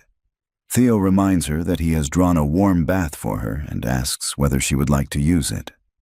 She tells him to use the time to compose himself so he can face her again without flinching. With that, she turns and heads toward the bathroom, leaving the flustered Theo behind. For Helvi, the devil, bathing is a luxury rather than a necessity for cleanliness. Her body is perpetually pure and never becomes dirty in any ordinary sense. Even if soaked in blood, she could cleanse herself instantly with a simple spell. Despite this, she genuinely enjoys the uncomplicated pleasure of a warm bath, finding the temperature just right. She also has no need to remove her clothing manually. She can make it disappear with nothing but her will. With a snap of her fingers, Helvi's elaborate robes vanish entirely into thin air.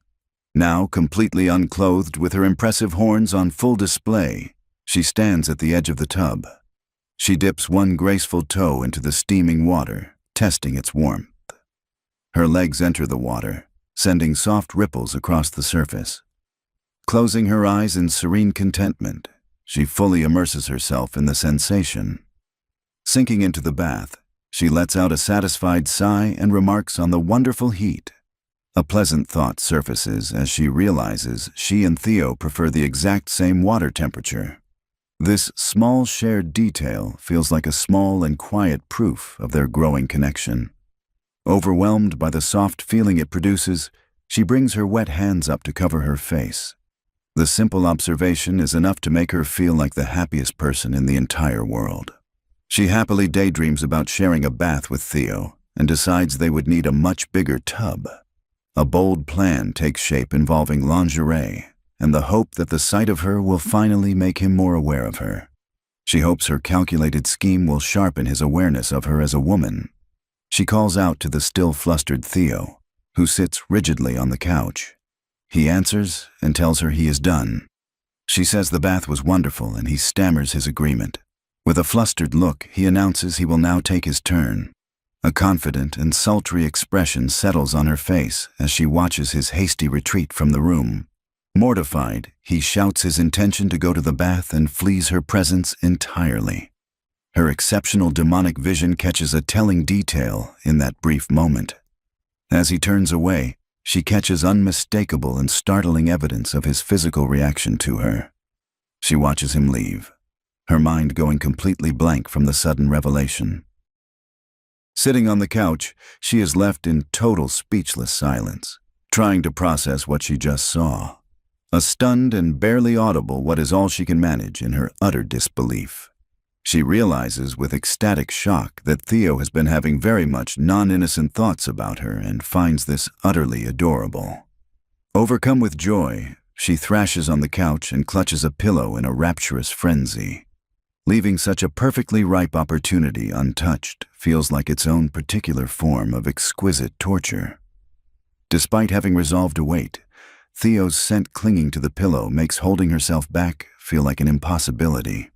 She declares out loud that maintaining this level of restraint is simply beyond what she is capable of. Fearing she will completely lose control and go after him anyway, she forces herself to find another outlet for her feelings. Theo emerges fresh from his bath, still flustered and slightly out of breath. with a towel draped over his shoulder. Blushing and faintly perspiring, he apologizes for taking so long, unable to quite meet her gaze. She watches him, her own cheeks pink, as he dabs his neck with the towel. Internally, she reprimands herself for having led him on and fueled the tension. A wave of intense and very specific desire washes over her.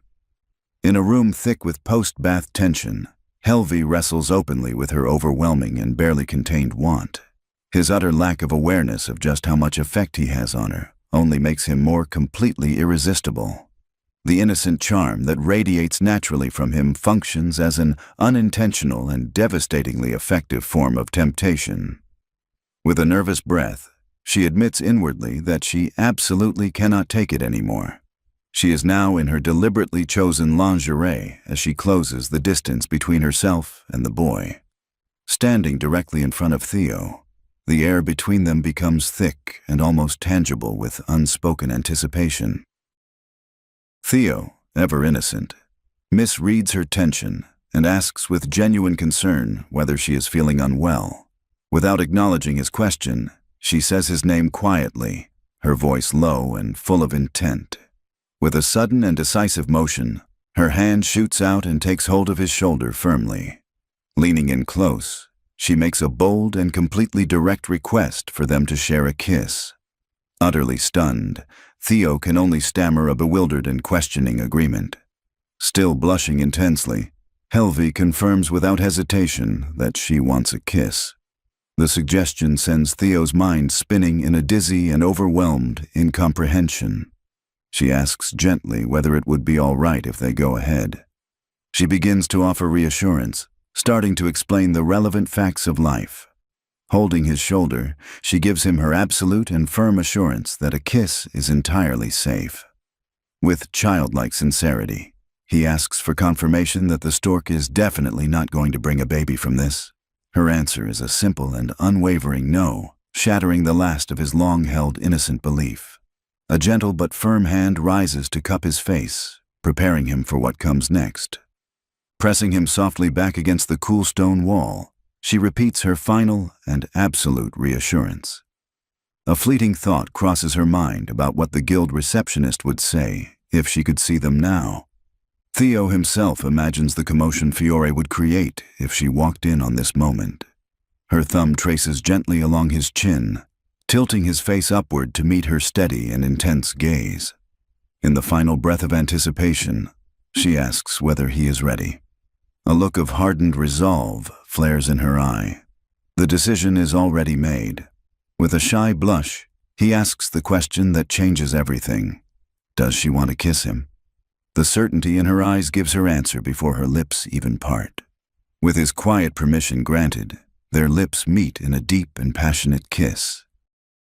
The intimacy of their embrace deepens as soft, muffled sounds fill the air. Pressed fully against the wall, they are completely lost in the heated and breathless moment. Mid-kiss, she steals a quick and adoring glance at his blushing and innocent face. Her mind is flooded with adoration for his tightly shut eyes and the soft warmth of his lips. She marvels at the completely endearing way he tries to gasp for air through his mouth. Panting and flushed, she thinks in the back of her mind that she may be getting a little carried away. She laments her own excessive enthusiasm. After the intensity of the kiss, a flushed and dazed Theo lets out a soft and breathless sound. Helvi misreads his daze and believes she hears in it a voice that is not yet satisfied. Leaning over him, she asks teasingly whether he truly wants her to keep going. She instructs the panting Theo to breathe through his nose if he wants to last any longer. Their lips meet again in another deep and intimate kiss, a soft sound escaping from him. Lost completely in the moment, Helvi murmurs to herself about how impossibly sweet the sensation is. It dawns on her that even the air from his breath is as sweet as his mouth itself. Pressing closer, she savors the taste, panting softly with overwhelming desire.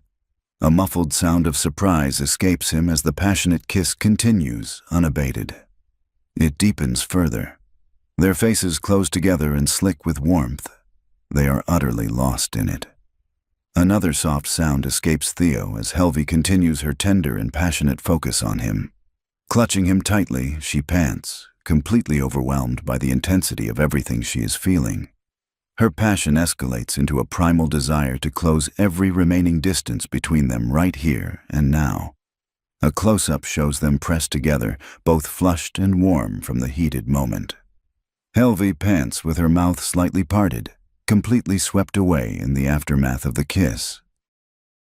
Equally breathless, Theo pants with a flushed and dazed expression. He asks in a daze how many minutes, or even how many dozens of minutes, may have just passed. With mesmerized eyes, Theo whispers her name, completely under the spell she has cast over him. His swirling, dazed expression strikes Helvi as unbearably adorable. She realizes his look is an invitation for more. Pulling back, she asks Theo how he felt about what they just shared.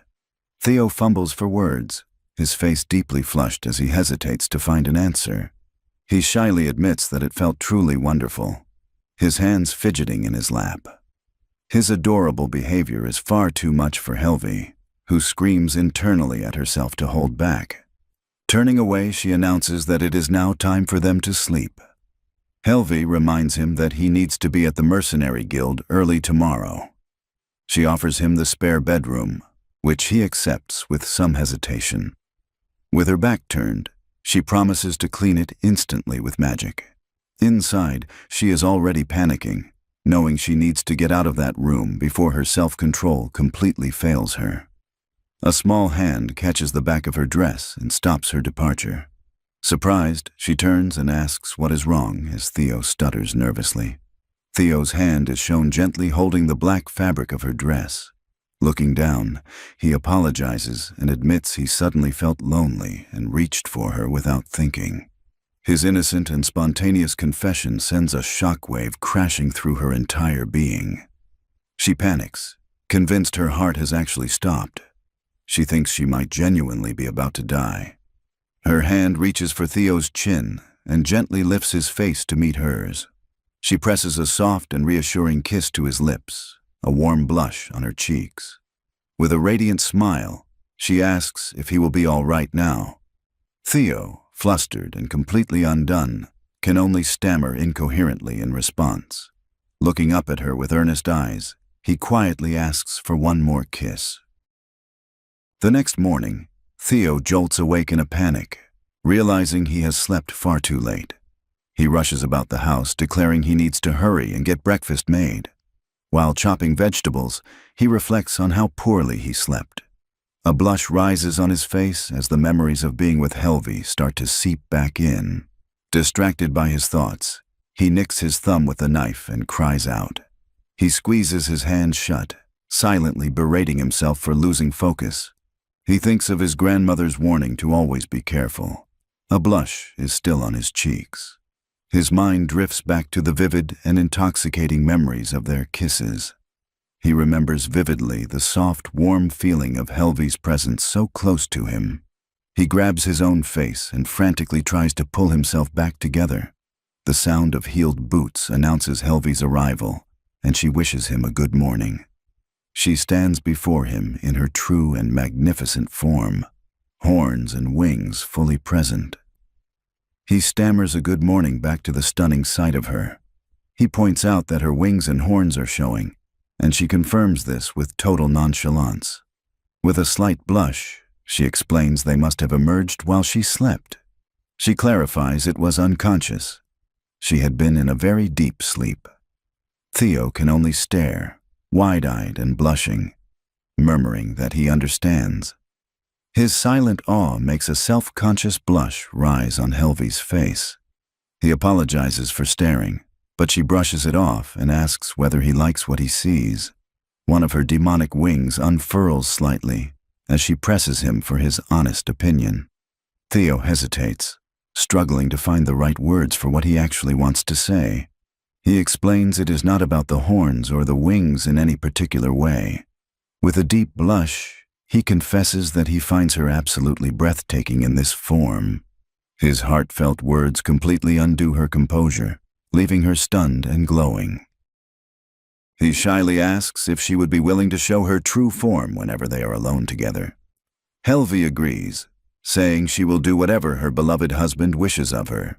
Theo is overjoyed, thanking her and saying her happiness makes him happy too. They stand together in a comfortable and charged silence, both blushing from the new closeness. A close-up on Theo's face shows a single drop of perspiration on his cheek.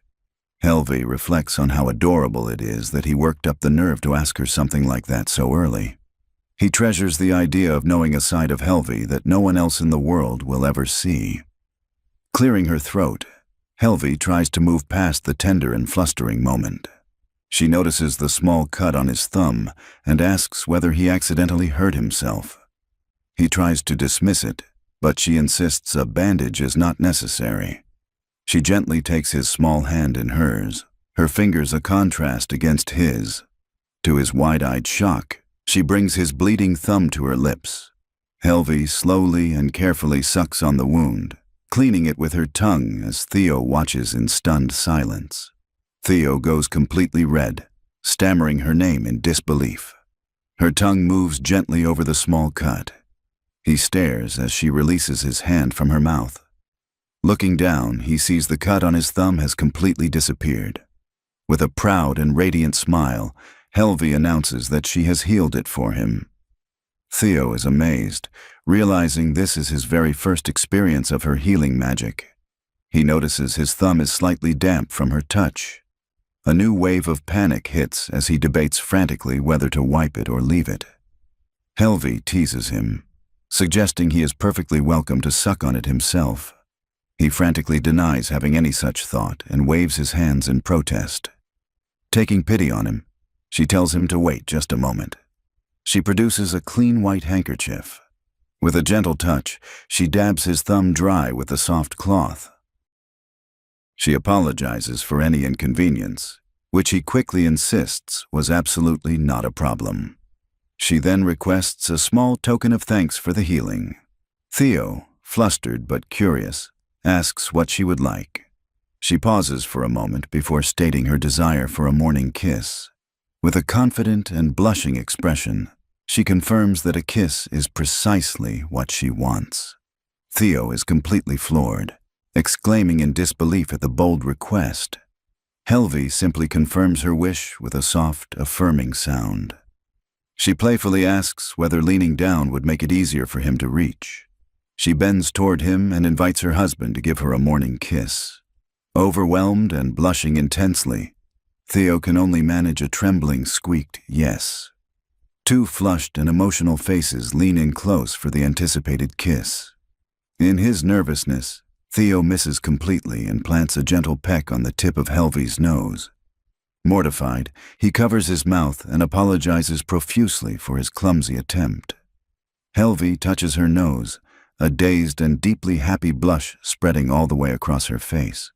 Giggling softly, she reassures him that it is perfectly fine and expresses how pleased she genuinely is. Her face breaks into a radiant and real smile as she offers her heartfelt thanks. Relieved and still blushing, Theo beams, overjoyed to have made her happy. But Helvi's bright expression suddenly falters and is replaced by a look of pure dejection. Theo's eye goes wide with confused shock at her abrupt shift in mood.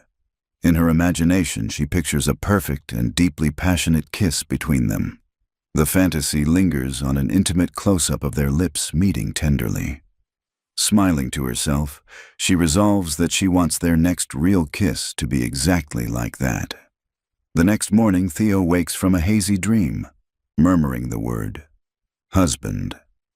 After breakfast, Helvi announces it is time for them to head to the guild. He calls out to her hesitantly with a shy and uncertain expression. She turns and asks what is wrong, her face a mixture of curiosity and warmth.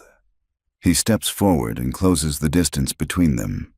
He surprises her completely by pulling her into a deep and assertive kiss, his hands reaching up toward her.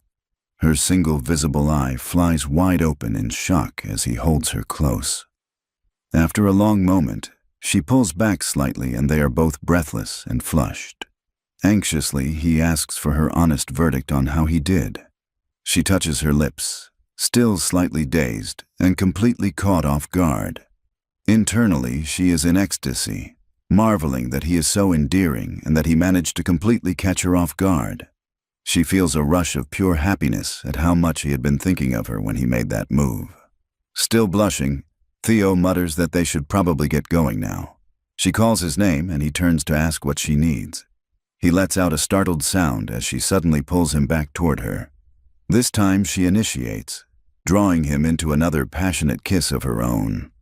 Their morning exchange of kisses makes them significantly late arriving at the guild.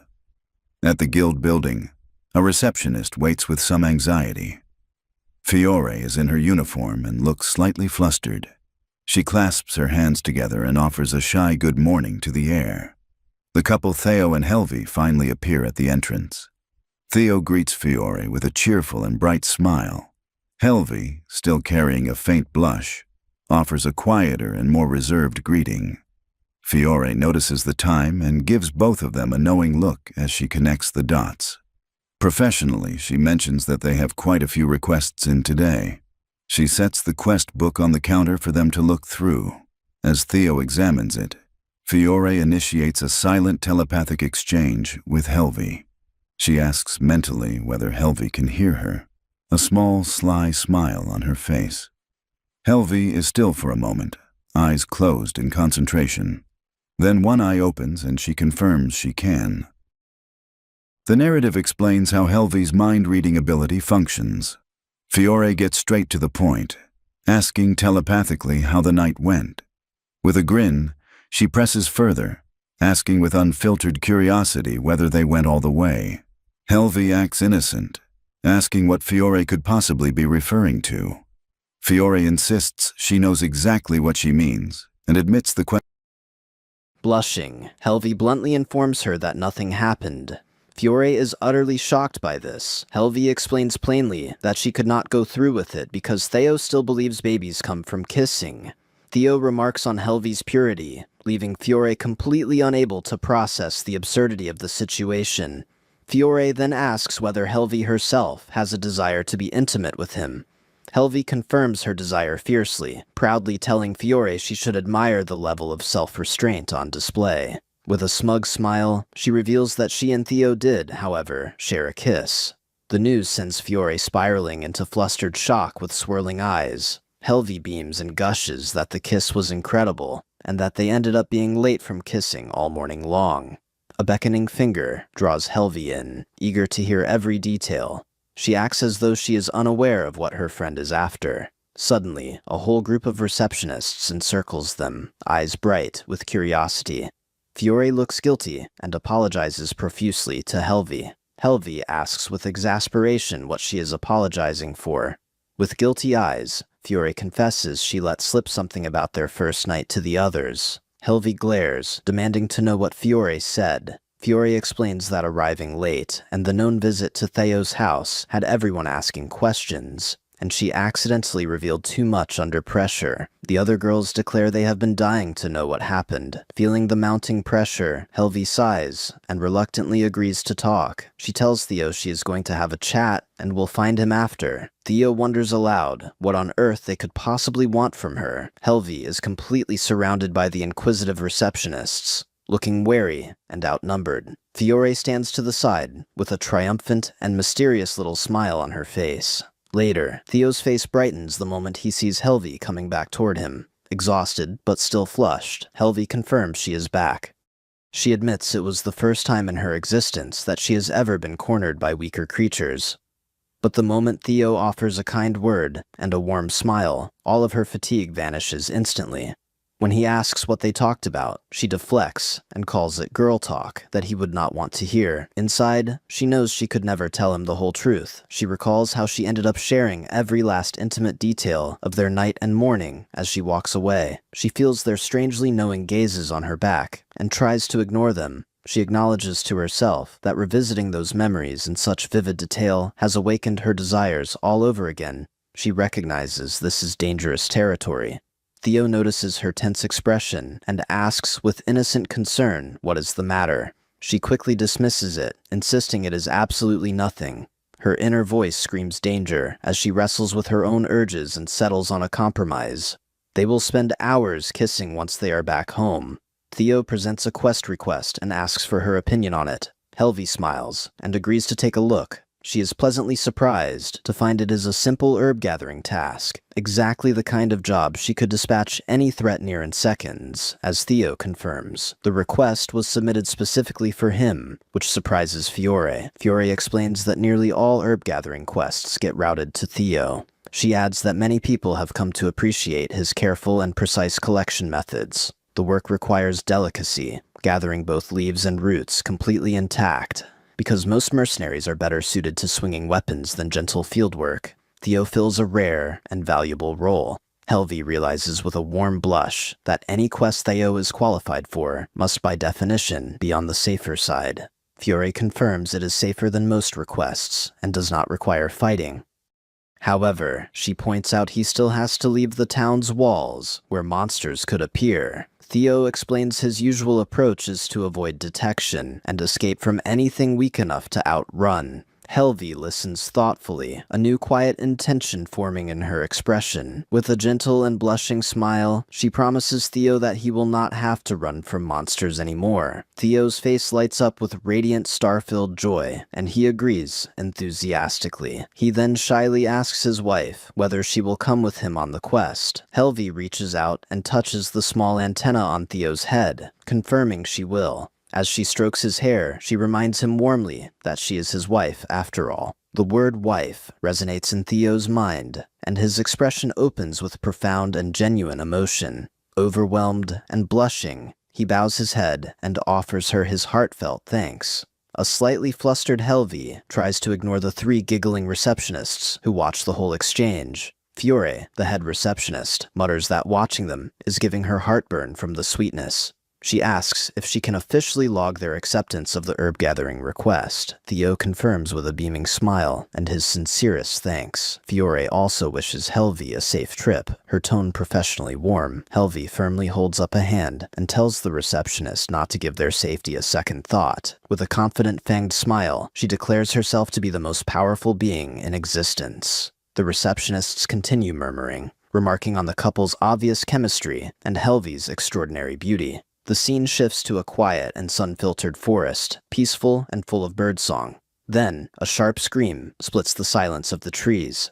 Helvi, now in her true form, with horns fully visible, intercepts the threat with blurring speed. She effortlessly cuts a lunging goblin-like creature clean in two. A relieved and slightly startled Theo thanks her for the swift intervention. Helvi smiles with complete confidence, dismissing the weak monster as trivial prey, but then her thoughts turn to the creature she just eliminated. She considers with a cold clarity the serious danger it would have posed to Theo if he had been alone out here. A fierce and protective vow forms quietly in her mind. She will never allow him to come to harm. Theo wonders aloud why they are running into so many monsters in this area. He knows this location was specifically chosen for its low encounter rate. Helvi explains that she herself is the indirect reason for the current influx. Her defeat of the legendary Chimera has allowed lesser monsters to reclaim their territory. She tells him it will take a little time for the area to clear out. An apologetic Theo wishes he had chosen a more peaceful gathering spot for them. Moved by his consideration, Helvi tells him there is absolutely nothing to apologize for. He explains that this is his first time gathering herbs with a companion, and that it is fun. Helvi's eyes soften visibly, clearly affected by how sincerely he means it. Theo looks up with a small and surprised expression, feeling the warmth of her gaze on him. Helvi wraps her arms around him from behind and whispers that they are free to be as openly affectionate as they like out here. Overwhelmed and blushing, Theo stammers her name in a weak protest. She dismisses his worry about more monsters with a confident and knowing smile. She assures him with complete certainty that no further creatures are in the immediate area. Her thoughts drift back to the gossip session with Fiore and the other receptionists. Revisiting those intimate details makes her breathless with her own desire, unable to hold it back. Leaning in, she tells a nervous Theo to look at her. He turns, eyes wide, and face flushed with intense anticipation. She captures his lips in a deep and passionate kiss in the quiet privacy of the forest. They stay locked in that tender hold, completely lost in each other. Afterward, they return to gathering herbs together. Though they work efficiently, they end up finishing considerably later than planned. Theo thinks back on the kiss and blushes deeply, privately deciding it felt incredible. Helvi concludes to herself, in full ecstasy, that his lips are the finest thing she has ever tasted. The scene shifts to the town as evening begins to descend. They arrive back at the gate just as the sky is darkening. Theo apologizes awkwardly to the guard for coming back so late. Helvi glances at his embarrassed downward look with a soft and fond expression. She thinks to herself how completely endearing that particular expression of his is. Lost in his own thoughts, Theo walks on autopilot through the crowded street. Helvi's eyes go wide as she spots a collision coming, and there is no time to warn him. A nearby woman also sees it and winces. Theo stumbles forward and falls directly into Helvi's chest with a soft impact. She catches him securely and gently scolds him for not watching where he is going. Buried against her, Theo can only manage a flustered, muffled yes. He tries to speak, but she tells him to stop because the vibrations are tickling her. The intimate contact leaves Theo completely overwhelmed and deeply flushed. Helvi finds his reaction almost unbearably adorable and wants nothing more than to keep him exactly like this. She considers acting on her desires right there in the middle of the street and has to talk herself out of it. Deciding against a public display, she pulls back on her impulse. She takes his hand and tells him gently that it is time to get moving. She reminds him they need to report their completed quest before the guild closes. A flustered Theo stammers his full agreement. He is still visibly flushed from the unexpected and close encounter. Their hands are softly and shyly clasped as they continue walking. Helvi leans in and whispers a suggestion for what they could do once they return home. Theo shouts in panicked denial at her extremely suggestive implication. The scene shifts to two figures approaching the town from a distance. The warrior Gina remarks that it has been a long time since they visited Nemophila. Her companion, the sorceress Saria, agrees that it has been about a year. Saria wonders aloud whether that boy is doing well and whether he has grown stronger. Gina recalls with a touch of regret that their party had to disband. She remembers how forlorn he seemed at the time they parted ways. Now filled with new resolve, they both declare that they are coming for Theo. Saria's face is soft with quiet determination as she calls out his name. Gina smiles with equal warmth, echoing the promise to find him again. Their purposeful steps carry them forward toward the town. Inside the guild hall, Theo is still quiet and flushed. Fiore asks him gently what is wrong. Helvi points out that his face is quite flushed and tells him he looks warm. A mortified Theo begs them both not to ask him about the reason. Fiore formally marks the completion of their herb-gathering quest. The couple bids Fiore farewell for the day and begins to walk toward the exit. They move away from the counter and into the main hall. Helvi remarks that the familiar guild hall feels strangely nostalgic to her. Her gaze drifts across the room and settles on something in the distance. She notices a light warrior and a sorceress, a rare combination in this kind of guild. Gina's eyes fly wide in sudden and shocked recognition at the sight of Theo. Her face fills with pure joy as she shouts his name across the hall. Theo stops dead, turning around in complete astonishment. He is utterly floored to see his old friend standing right there. Gina beams, overjoyed to see him after so long. The sorceress Saria offers a gentle and welcoming wave with a warm smile. Gina is thrilled that he still remembers them both. Theo responds with an enthusiastic thumbs up and a matching grin. He then turns warmly to his other former companion, Sargia, blushing with a soft and warm smile. The witch Saria tells Theo how happy she is to see him. Theo, standing between Saria and Gina, returns the feeling wholeheartedly. Gina observes that Theo has not changed at all, and turns to him with that thought. With a mischievous blush, she prepares to point out a very specific example. She makes a playful comment about Theo's height, leaving him visibly flustered and embarrassed. A deeply flushed Theo begs her not to bring it up, saying it is a sore subject. Saria agrees that he appears to be exactly the same height as when their party disbanded. Gina adds that she actually likes it since it makes patting his head much easier, and reaches out. The cloaked Helvi intercepts with startling speed. Helvi's cold eyes convey clear disapproval as she states it would be a concern if Gina were to touch Theo. She finishes her statement by establishing that Gina cannot touch him without her express permission first, which shocks Gina. Gina becomes aware of the immense and unyielding strength in Helvi's grip and demands to know where it is coming from. As a member of a powerful combat class, Gina knows there are few who could match her in raw strength, yet she finds herself completely unable to pull free from Helvi's hold, regardless of how she tries. The effort is considerable as she strains against the impossible grip. Her hand simply will not move. She considers using her full body strength in a desperate attempt to break free, but she hesitates, not wanting to show that kind of desperate effort in front of Theo's innocent face. Helvi reveals she already knows their names, having heard about them from Theo. She introduces herself as Helvi and begins to describe her relationship with him.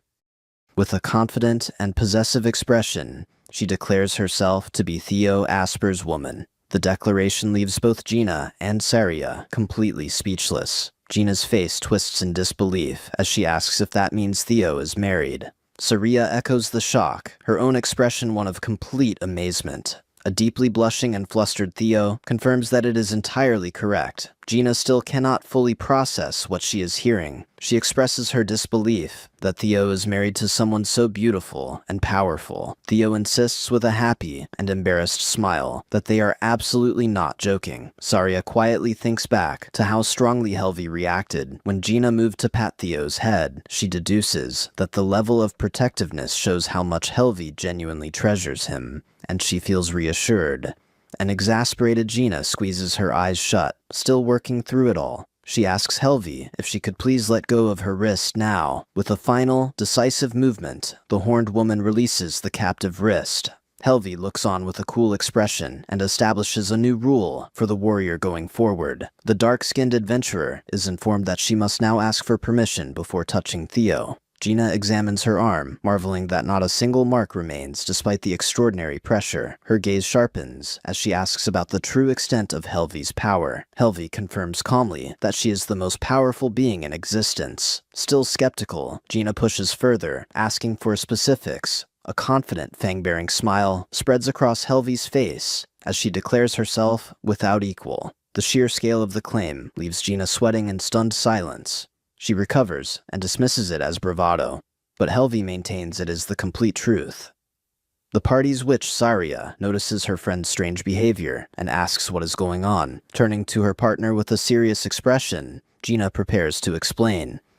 She leans in and whispers urgently, revealing the impossible strength in Helvi's grip and her own complete inability to fight it. Her partner is shocked, finding it incredible that Gina of all people could be outmatched. The witch wonders aloud whether Helvi is a close-range fighter like Gina. Helvi clarifies that she does not particularly prefer physical fighting and relies primarily on magic. The idea that someone stronger than Gina is also a magic user leaves Saria genuinely rattled. With a sudden shift in energy, Gina goes from stunned to eagerly excited in a single step.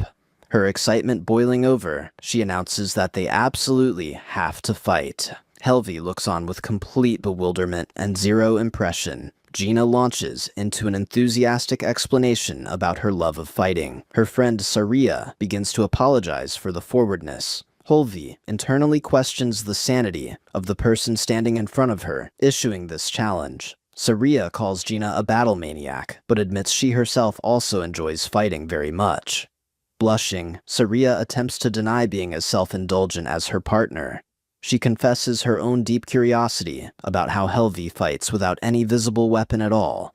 Helvi remains entirely unimpressed by the escalating enthusiasm of her would-be opponents. The armored Theo steps in with wide eyes, pleading with his friends to stand down. Saria smiles and reassures Theo that they have no intention of harming his wife. His expression clears, and he clarifies that his concern actually lies somewhere else entirely. With a nervous smile, he admits his genuine and sincere belief that they cannot beat Helvi. The two powerful adventurers are knocked completely sideways by his lack of faith in them. They protest, reminding him how much stronger they have both become since they parted ways. Theo apologizes earnestly, explaining that he honestly believes his friends would struggle to fight his wife. Saria wonders quietly whether Theo might just be exaggerating out of loyalty to his new family. Hearing that, Gina becomes fired up and declares loudly that there is absolutely no backing down now. With a soft blush, Saria admits that the prospect of this fight is becoming rather exciting to her. Theo turns to Helvi for her decision, and she calmly states she does not mind. Her eye narrows slightly as she admits that her own curiosity has now officially been piqued. A confident smile appears as she says she is genuinely interested in seeing the strongest people this world has to offer. Suddenly, Gina brightens and asks to pat Theo's head before they fight, startling him. Helvi lets out a weary sigh and dismisses the request as harmless, granting her permission. Overflowing with joy, Gina thanks her profusely with a wide and winning grin. She ruffles Theo's hair affectionately, gushing about how adorable he is and how long it has been. Emboldened, Gina asks eagerly whether she can hug him next, her eyes bright with hope. Helvi's expression becomes firm, and she denies the request flatly. Gina pouts with puffed cheeks and calls her stingy. Gina then nudges Saria, who expresses a wish to give Theo a lap pillow. With an unwavering gaze, Helvi denies that request as well, which Saria had clearly expected. A new condition is put forward by Helvi. If they can defeat her, she will allow it. Gina erupts with excitement, declaring that Helvi said it and that she will absolutely win. Saria blushes with fresh resolve, stating she now has a reason she cannot afford to lose. Helvi turns the idea of a lap pillow over in her mind, a soft blush appearing. She plans to give Theo one later, or perhaps to receive one. Theo stares on in horror as the full reality sets in that he has just been made into the prize for a duel. Once more, Gina declares ecstatically that she will definitely win. Saria blushes again with renewed determination. Helvi blushes once more, quietly planning the lap pillow situation. Theo's eyes widen in horror as his situation becomes fully clear. He voices his dismay at being turned into a prize. A nervous guild receptionist asks them to please take their confrontation somewhere outside. One of the adventurers suggests a wide open clearing beyond the town walls. Upon arrival, Gina declares it the perfect spot for a fight. Gina and Saria mention they are accustomed to night fighting and ask whether Helvi can see in the dark. With absolute confidence, Helvi states that darkness is no obstacle to her, and that it is as clear as midday. Gina is impressed by her opponent's unwavering composure, remarking she had suspected as much. With a smug smile, Helvi raises the concern that their audience of one, Theo, may not be able to see in the dark. With a sharp and elegant snap of her fingers, Helvi casts a spell. From her hand, a massive and brilliant orb of pure light begins to form. The completed orb rises into the dark sky, illuminating the stunned group below. She smiles gently and asks Theo whether they can see clearly now. A blushing and deeply grateful Theo stammers his profuse thanks. Gina erupts in frustration, complaining that their constant flirting is making her feel like a third wheel. Saria's eyes sharpen as she questions the sheer magnitude of magical power needed to maintain a spell like that. Her gaze intensifies as she insists on the need for fairness in a fight. She points out that the average sorcerer would not be able to sustain something on this scale for any meaningful length of time. A faint dismissive sound escapes Helvi's lips as she tells them it will be completely fine. Her confident smirk shows a fang as she declares the spell is trivially easy. With a cool gaze, she offers to summon 100 more orbs if they prefer. Gina grits her teeth, suggesting it would be nice not to be completely looked down on. Helvi's lips curl slightly as she corrects Gina's impression. She is not looking down on anyone. She clarifies it is simply an accurate statement about the difference in their respective abilities. Saria suggests that a fight would demonstrate the point more efficiently than words. Helvi agrees, noting they seem to share the same view on the matter. The flustered Theo is addressed by name. He looks overwhelmed by the tension crackling in the air. Helvi tells Theo to step back for a moment, and he nervously agrees. Then, with a sudden call, she tells Theo to wait. He turns back, his wide and innocent eyes asking what she needs. She leans in and captures his lips in a surprising and deep kiss. The intimate kiss deepens, both of them flushed and breathless in the cool evening air. She pulls back and thanks him, declaring that now she is absolutely going to win. A blushing Theo stammers a wish of good luck in return. Gina immediately grabs Saria, asking if she saw that incredible kiss. She continues teasing, asking why Saria is blushing so furiously. Helvi's heeled boots step forward as she calmly apologizes for keeping them waiting.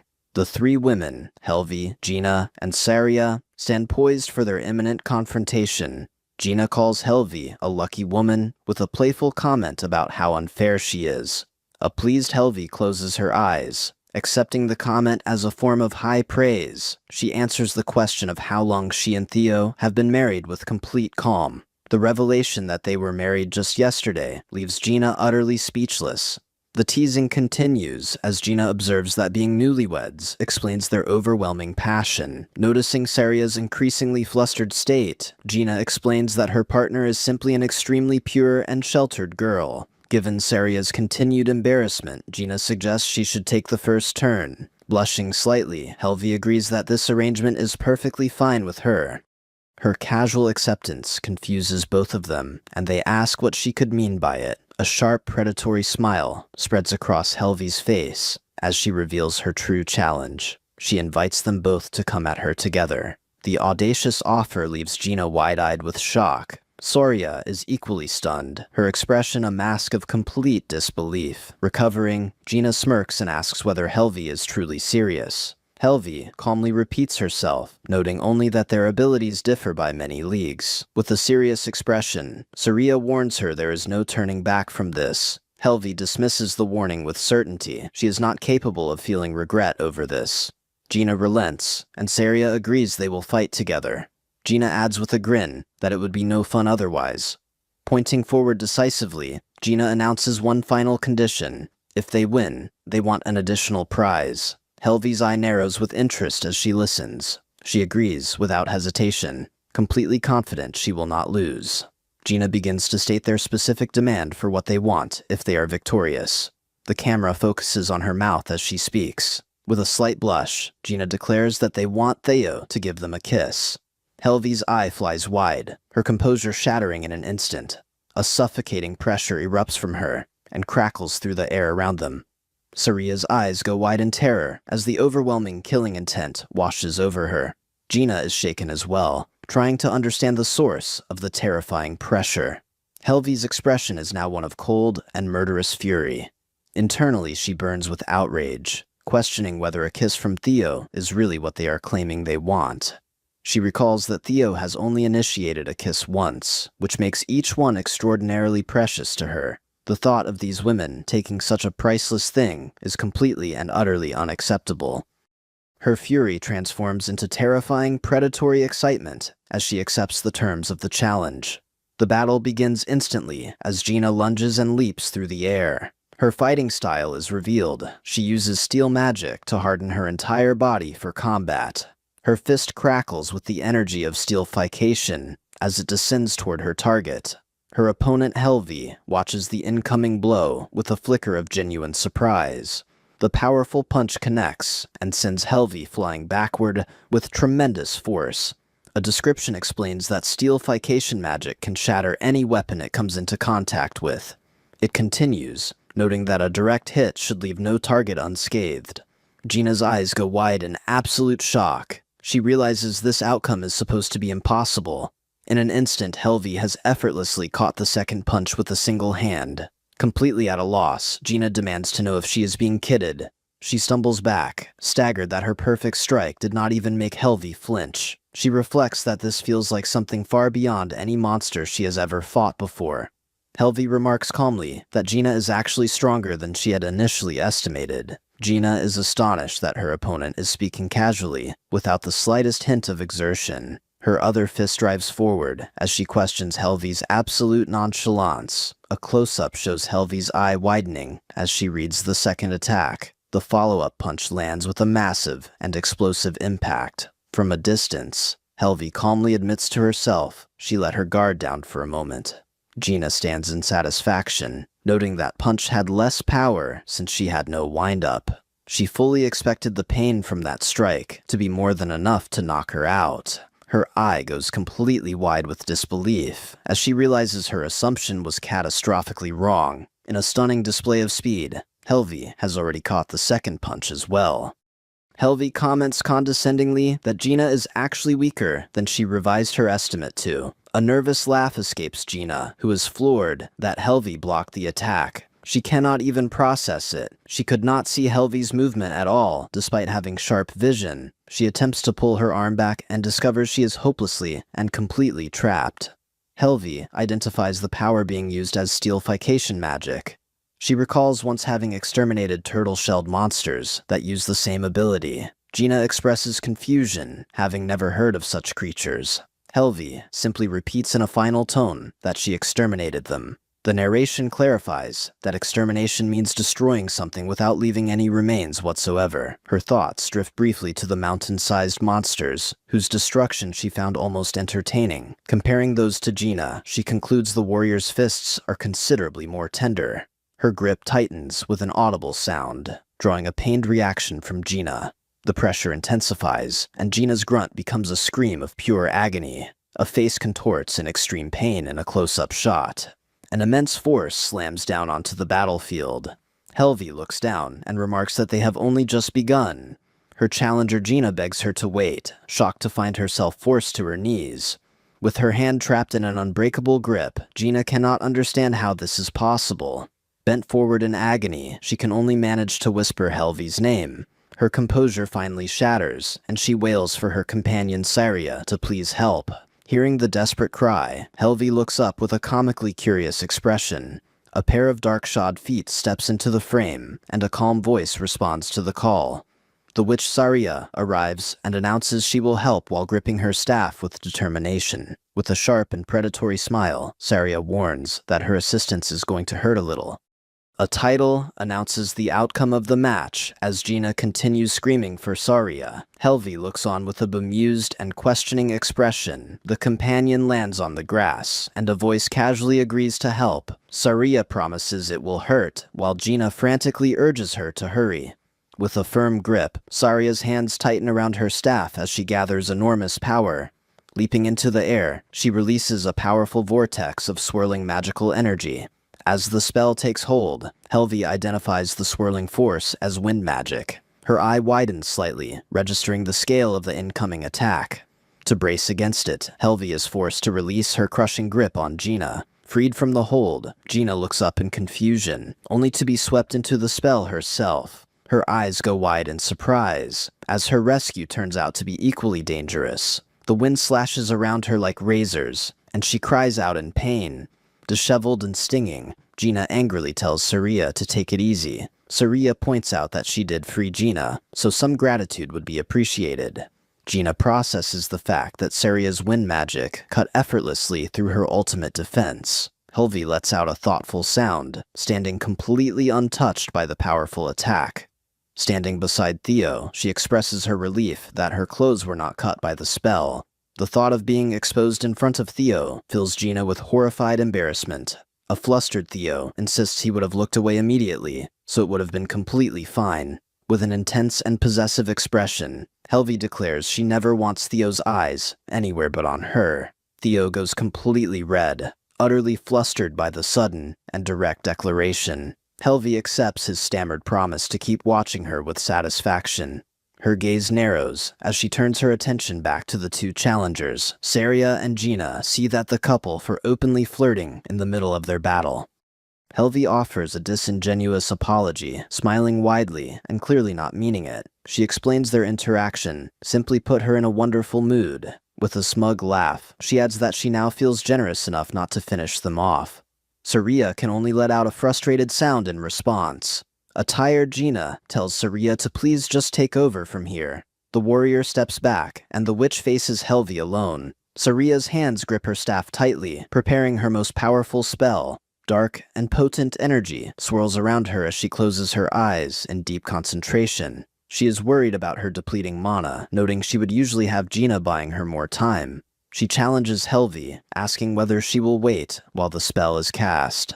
Helvi agrees readily, saying she is feeling wonderful and is happy to give them the time. Her easy acceptance genuinely surprises Saria, though she admits she had half expected it. Stung by the casual condescension, Saria vows to defeat Helvi in a single decisive strike. Helvi calmly recognizes this difficult and mana-intensive spell as Saria's most powerful technique. She deduces coolly that since it would not harm Gina, the spell was never designed to kill her either. Gina encourages Saria to go ahead with full confidence that it will be perfectly fine. She grins and expresses complete faith that Helvi simply cannot die from this. A close-up on Saria's determined face shows her channeling every last bit of her power. Her hands are steady on the staff as the immense magical energy builds to its peak. A worried Theo cries out Helvi's name as the devastating spell finishes charging. Saria warns Helvi to try her absolute best not to die from what comes next. A sphere of crackling dark energy forms at the tip of Saria's staff. The witch declares that her opponent will be crushed by the spell's overwhelming force. Helvi's eye watches the incoming magical sphere with focused and completely calm attention. A massive wave of force slams down, labeled extreme gravity. The narration explains it multiplies a target's weight by dozens of times its natural weight. Saria admits she has never dared use this on a person before, fearing it would be instantly lethal. A close-up on Gina's face shows her watching the spell's effect with held breath. It is described as an absolute power that crushes any monster without exception. Helvi stands completely unscathed, musing that she never expected to encounter gravity magic here. Gina is utterly at a loss for how Helvi is still standing. Saria is stunned, staring at an opponent who appears completely calm, as though nothing even hit her. Panting from exertion, she demands to know whether the spell actually landed. Helvi confirms that it did, explaining that her weight has just increased 100-fold. She acknowledges that Saria must find it difficult to understand how she can remain so composed under that. Saria stares in sweating and speechless disbelief at her completely composed opponent. Helvi holds up a single finger and states that the answer to the mystery is actually very simple. With complete and quiet certainty, she declares that the spell simply was not strong enough. Saria repeats in stunned disbelief that Helvi is entirely unaffected by a 100-fold weight increase. Helvi laughs, explaining that it would take several hundred times more pressure to even begin to affect her. The revelation hits Saria like a blow, leaving her completely aghast. Gina lets out a long and weary sigh, accepting that continuing the fight serves no purpose. The gap in their power levels is now brutally and undeniably clear to both of them. Leaning on her staff, Saria admits this was absolutely the best she had. Exhausted, she concedes she cannot fight any further. She simply cannot reach Helvi's level. Gina makes a comical expression, agreeing the situation is completely hopeless. With dramatic resignation, she throws her hands up and officially surrenders. She notes with embarrassed self-awareness that she barely even contributed to the fight at all. Helvi announces that to bring things to a proper close, she will now deliver a fitting punishment. A nervous Gina begs for the punishment not to involve anything too painful. Helvi corrects her, saying it will not be painful in the way she is imagining. With a snap of her fingers, she describes it as something a little difficult to endure. The ground cracks as a massive force pins the two challengers to the earth. Gina's eye goes wide. With horrified recognition of the familiar crushing pressure, she puts it together. Helvi also uses gravity magic. Saria realizes this is what Helvi meant when she said her strongest suit was magic. Helvi demonstrates her superior precision, casting the spell instantly and with perfect control. She mentions casually that she personally still cannot always control it that delicately herself. A humiliated Gina can only acknowledge the vast and unbridgeable difference between them. Helvi states calmly that she has calibrated the magic so that no bones will break. She instructs them to simply bear the intense pressure for a few minutes. Gina grunts in pain, completely pinned to the ground by the crushing force. She cries out, wondering why the pressure on her specifically feels even worse than on Saria. Helvi explains it is a small courtesy to prevent Gina from using her own magic to escape. Theo approaches Helvi cautiously, calling her name with a worried look. Helvi acknowledges him, and he asks whether the punishment is over. The witch Saria, leaning on her staff, acknowledges defeat and begs for someone to help, her magic completely spent. Her companion Gina fully believes that Theo will certainly come to their aid. A bewildered Theo can only stammer, completely unsure how to respond to two completely contradictory pleas at once. Pinned on the ground, Gina is startled to hear Helvi's voice telling her to hold on just a little longer. Blushing, Theo explains this is their punishment for picking a fight with his wife. Saria is completely shocked, her face flushing with surprise and a wave of involuntary embarrassment. Gina lets out a horrified cry as she finally fully grasps that this is the actual punishment for the battle. Theo turns with his back to the viewer and hesitantly begins to ask a question of Helvi. He faces her, asking if she might go a little easier on his friends. Without acknowledging his plea, Helvi leans forward and plants a completely unexpected and passionate kiss directly on the stunned Gina's lips. A note explains that Helvi, emboldened by the fight, kissed Gina continuously for several minutes. All the while, the gravity spell continues pressing down on both Saria and Gina. A flustered Theo shouts at Helvi, begging her to control herself and stop kissing his friend. The three women simply watch his outburst, all three privately thinking he looks adorable, even when he is angry. After the ordeal is over, Theo goes to check on a smiling Gina and asks how she is doing.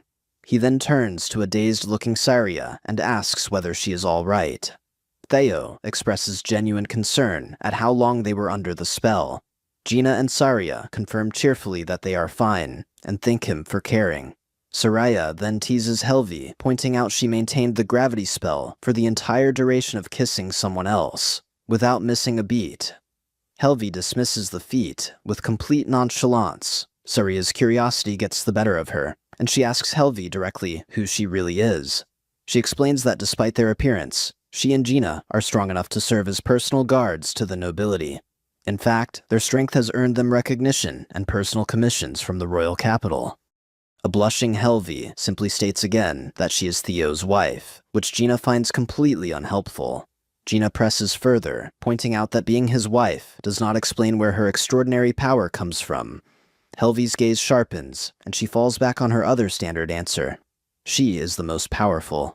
Gina deadpans that this also fails to explain anything at all about her origins or abilities. Saria wisely decides not to push it any further, understanding that mercenaries often carry their secrets close.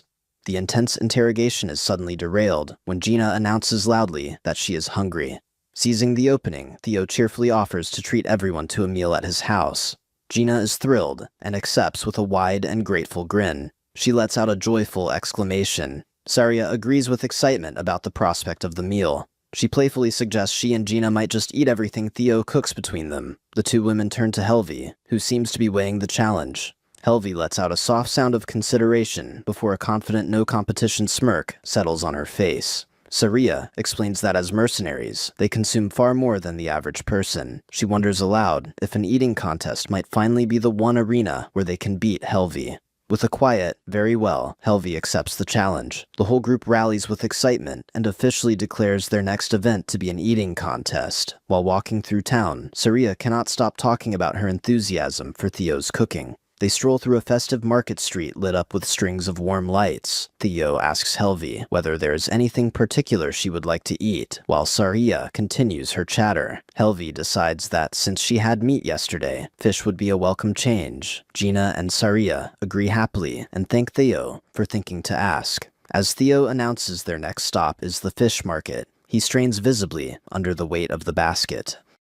Helvi notices his struggle and offers to carry it for the rest of their trip. Then, with a slight blush, she clarifies that the weight was not her primary concern at all.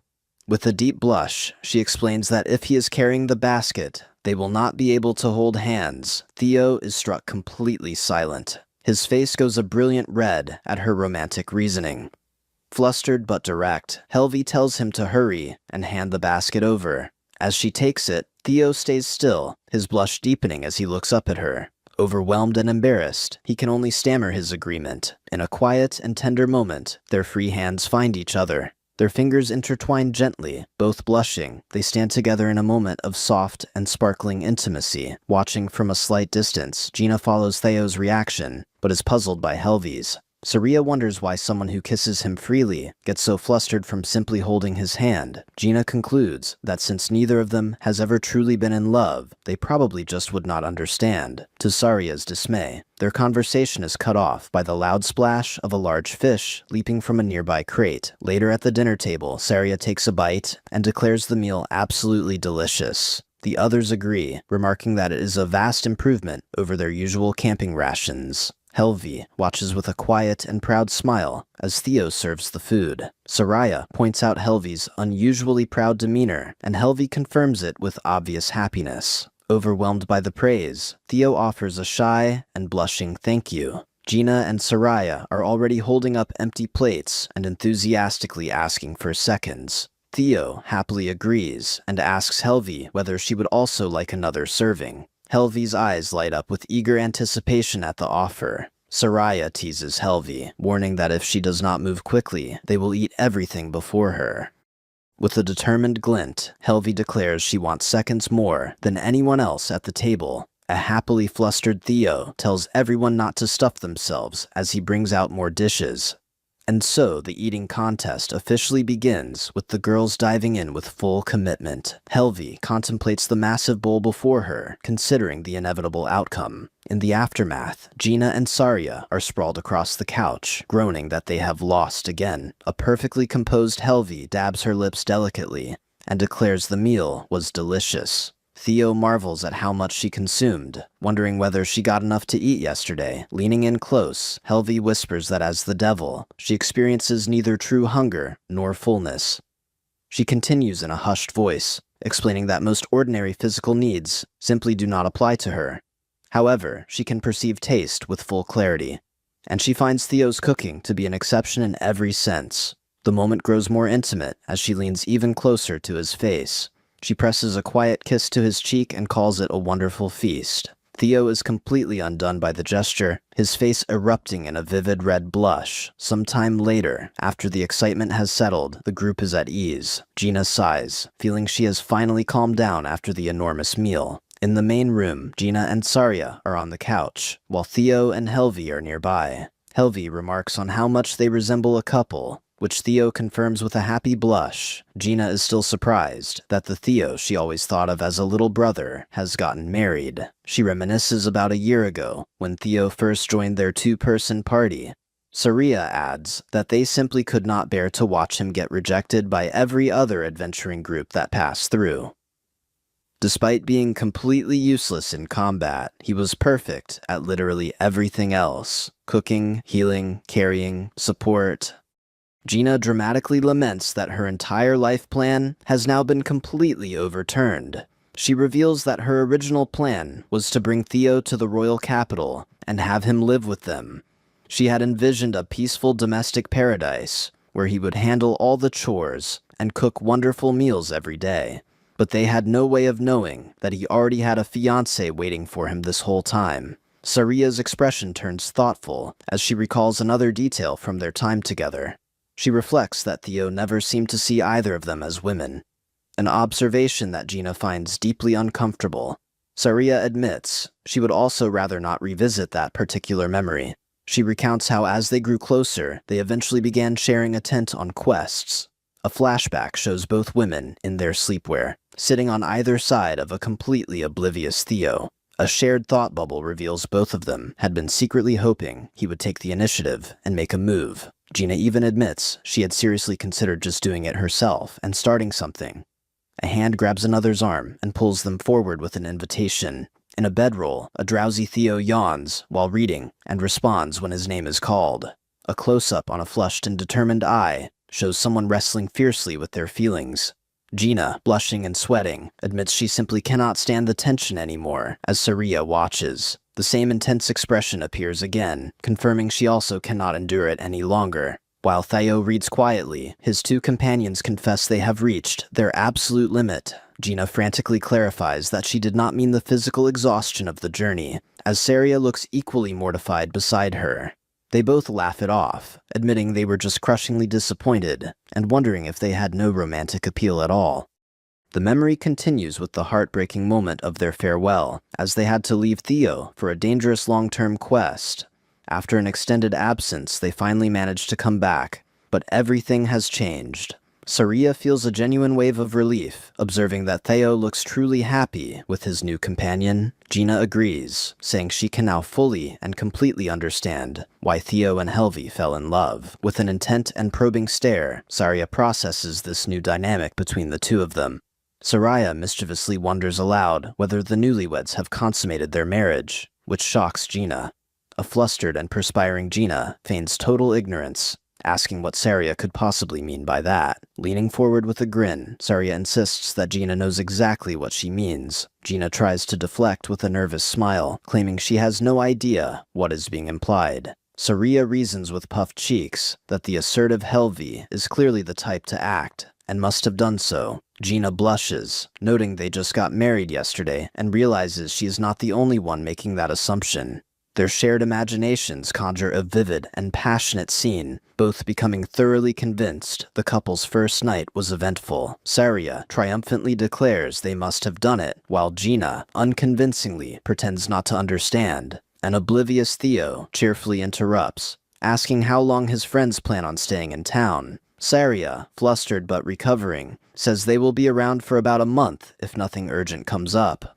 She wipes sweat from her brow, relieved she did not let her thoughts slip out in front of him. Theo's face lights up, and he suggests they take on some enjoyable quest together for old time's sake. Asking for confirmation, he seeks to be sure they are willing to join him. Gina winks confidently and says of course, turning to Saria for backup. Saria smiles warmly, saying she would love nothing more than to go on a journey together again. Overcome with pure joy, Theo's eyes sparkle with excitement at the happy prospect. While doing chores, Theo asks Helvi whether she will be joining them on the quest. Gina enthusiastically encourages Helvi to come, insisting it will be even more fun with her there. Helvi internally knows they will badger her with questions about the first night if she goes. Despite her reservations, a determined expression settles on her face as she considers the alternative. Theo is completely lost in his own happiness, vowing not to let this feeling fade. Helvi concludes that going on a journey with Theo outweighs any amount of troublesome questions. With the decision made, all four of them accept a quest that will require an overnight stay. The next morning, Saria's bright greeting rings out as the group assembles. They exchange cheerful good mornings, with Helvi being slightly quieter than the others. Saria immediately gets right into the couple's faces, asking with a huge grin whether they had fun the previous night. Theo is completely bewildered, while Gina whispers urgently to Saria, reminding her of their promise. A flashback begins, showing Gina reminding Saria they had specifically promised not to bring it up. The flashback shows them returning to their inn after having dinner at Theo's house. In their room, they gushed over how adorable the couple was, and went deep into speculation about Helvi's power. Their imaginations ran wild, picturing a passionate scene between the newlyweds, convincing themselves something definitely happened.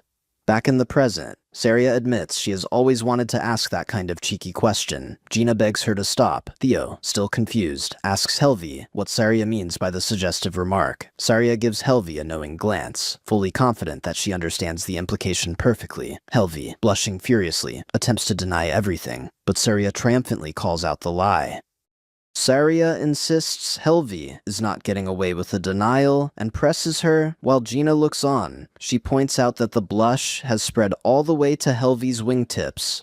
Helvi, deeply flustered, lets out a soft, embarrassed sound and covers her mouth with her hand. Gina teases that Helvi is surprisingly interested in such topics, noting they are in no position to talk themselves. Helvi thinks with exasperation about how wildly their imaginations are running. Even without knowing she can hear every word. A flashback shows her true thoughts. After hearing her friend's wild fantasies about her and Theo, she got so worked up that she spontaneously kissed Theo the moment they left the building. Gina grabs Helvi's hand and pulls her aside for a private conversation. Saria takes hold of her other arm, also ready to interrogate. They inform a surprised Theo that they are borrowing Helvi and ask him to go and select a quest.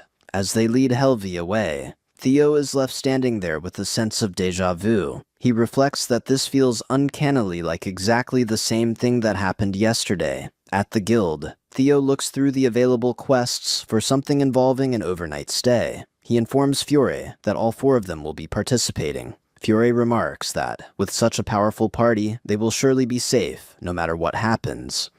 She mentions that overnight quests have been sparse lately, and touches her chin in thought. She turns to search through the available requests, and asks Theo to give her a moment. She explains that most overnight quests were specifically reserved for Gina and Saria, back when they were still in town. She adds that back in those days, Theo always gave off the impression of being an assistant rather than a full participant.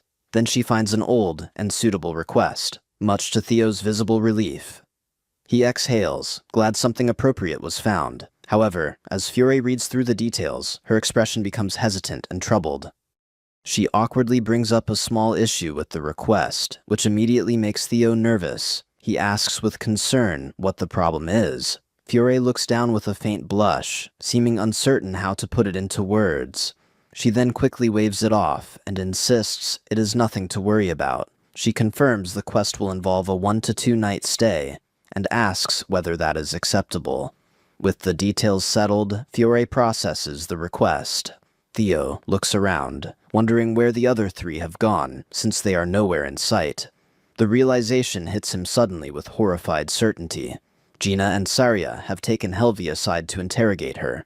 Elsewhere, Saria demands to know in shock whether it is true they have not done it yet. Helvi, annoyed, tells her to lower her voice and points out her face is too close. Gina laughs, admitting it makes sense now. She had thought it was strange how flushed Helvi got just from holding hands. Helvi tells her to be quiet, though Gina points out the observation only confirms her suspicion. Blushing, Helvi explains it is only their 2nd day of marriage and that it will happen eventually. She states with complete confidence that she will be with Theo from now on and will have plenty of opportunities. A small knowing smile plays on her lips as she contemplates the future. Saria laughs, revealing that Theo is so innocent, he once believed storks deliver babies. Gina smiles fondly, agreeing that it sounds exactly like the adorable Theo they both know. Gina points out that unlike Theo, Helvi is clearly not ignorant about such matters. She presses further, asking whether Helvi has the desire to be intimate with him. Helvi, with a sultry blush, admits she is not going to deny having desires. Her friends tease her, saying it must be agonizing to hold back when Theo is so completely adorable. Helvi lets out a soft, knowing laugh, enduring their friendly jabs with quiet confidence. The girls' imaginations run away with them, comparing Theo to ripe fruit and lamenting the torture of restraint. Saria asks Helvi not to hurt Theo, which confuses Helvi. She confidently states she is surprisingly skilled at managing her own power and would never harm him. Saria remarks from personal experience that Helvi is approaching this from the wrong angle entirely. Satisfied with the conversation, Helvi turns to leave and go back to Theo. She arrives just as Theo has finished securing a quest involving a rare herb collection. The job requires gathering 2 types of rare herbs from the peaks of the distant Twin Peaks. At the Mercenary Guild, Gina happily announces that the herb gathering quest is a job that absolutely calls for Theo's unmatched skills. A close-up shows a hand gently patting the head of the young armored adventurer. Both Gina and Saria affectionately pat Theo's head as he offers a meek and grateful thank you for the praise. Helvi points out to her companions that they were already patting him before even asking for permission. The 2 adventurers apologize, flustered for forgetting their manners, while Fiore watches from her desk with an exasperated expression. A close-up on Fiore's face reveals her own private desire. She also wishes she could pat his head. Helvi turns and casually tells Fiore she is welcome to join in too, sending the receptionist into a state of spiraling shock. Leaning in, Helvi cryptically explains that all of them share a special kind of connection to Theo, which only deepens Fiore's blush. Fiore realizes with growing horror that Helvi has been reading her mind for quite some time already, and pleads with her to stop. She insists she has not been thinking anything strange whatsoever. Helvi appears unconcerned by the panic, though she pauses with a thoughtful expression at something raised in their silent exchange. Fiore, blushing and deeply bothered, touches her chin, clearly unsettled by something left unspoken. To illustrate her point, Helvi reveals to Fiore that she and Theo shared a passionate kiss just that morning. Overwhelmed with embarrassment, Fiore covers her face and admits she absolutely felt bothered by learning that. Their conversation is cut off as the guild clerk lays out a map and begins explaining the dangers of the Twin Peaks quest. He reveals the right peak is home to a group of ruthless bandits who attack any travelers they encounter. The party expresses surprise, having had no idea the bandits were there. The clerk explains the request only came in about half a year ago. After Gina and Saria had already left town, Helvi dismisses the bandits with a confident smile, stating that with her present, they are not a problem. The others agree, noting that with Helvi's overwhelming strength, their own presence probably is not even necessary. Pointing to the map, Helvi indicates that the real challenge is not the bandits at all, but something on the left summit. She reveals there are rumors of demons residing there, a statement that leaves the armored Theo in visible shock. Upon hearing the word, Theo instinctively glances toward Helvi, his eyes wide with unspoken awareness. Helvi keeps her expression cool and unreadable as the group takes in the new information. The adventurers discuss the rumor, with Saria and Gina wondering if demons is simply a colorful term for something especially fearsome. Theo mulls the word over silently, recalling that legends about powerful creatures are common enough in this world. He remembers an old story about demons having eradicated all the world's monsters, something he never truly believed until recently, up until not long ago. But Theo now knows the truth. Demons are real, and he acknowledges quietly to himself that his wife, Helvi, is one of them. He recalls the previous day when Helvi, alone with him, revealed her true, magnificent form with horns and wings. The memory of what followed that, an incredibly intimate and overwhelming moment, floods over him. Blushing furiously, Theo forcefully pushes the thought aside and shouts "never mind" at himself. He considers that while people use the word demonic loosely as a metaphor, the rumor about this mountain could be entirely different. He wonders with genuine unease whether a demon on that summit could possibly be as powerful as Helvi. Unknown to him, Helvi is reading his every thought with a contemplative expression. She reflects on her long existence and notes that she has never, in all that time, encountered another true demon besides herself. With a confident smirk, she concludes that even if one turns out to be real, it does not matter. She is the most powerful. Theo looks up at her, his face full of a mixture of awe and quiet trust in her abilities. With a slow and deliberate movement, Helvi's gloved hand reaches toward her concerned husband. She gently cups his chin in her palm and makes a solemn and heartfelt vow to him that she will not allow a single scratch to reach him. Overwhelmed by the power of her promise, Theo blushes as she follows the gesture with a gentle pat on his head.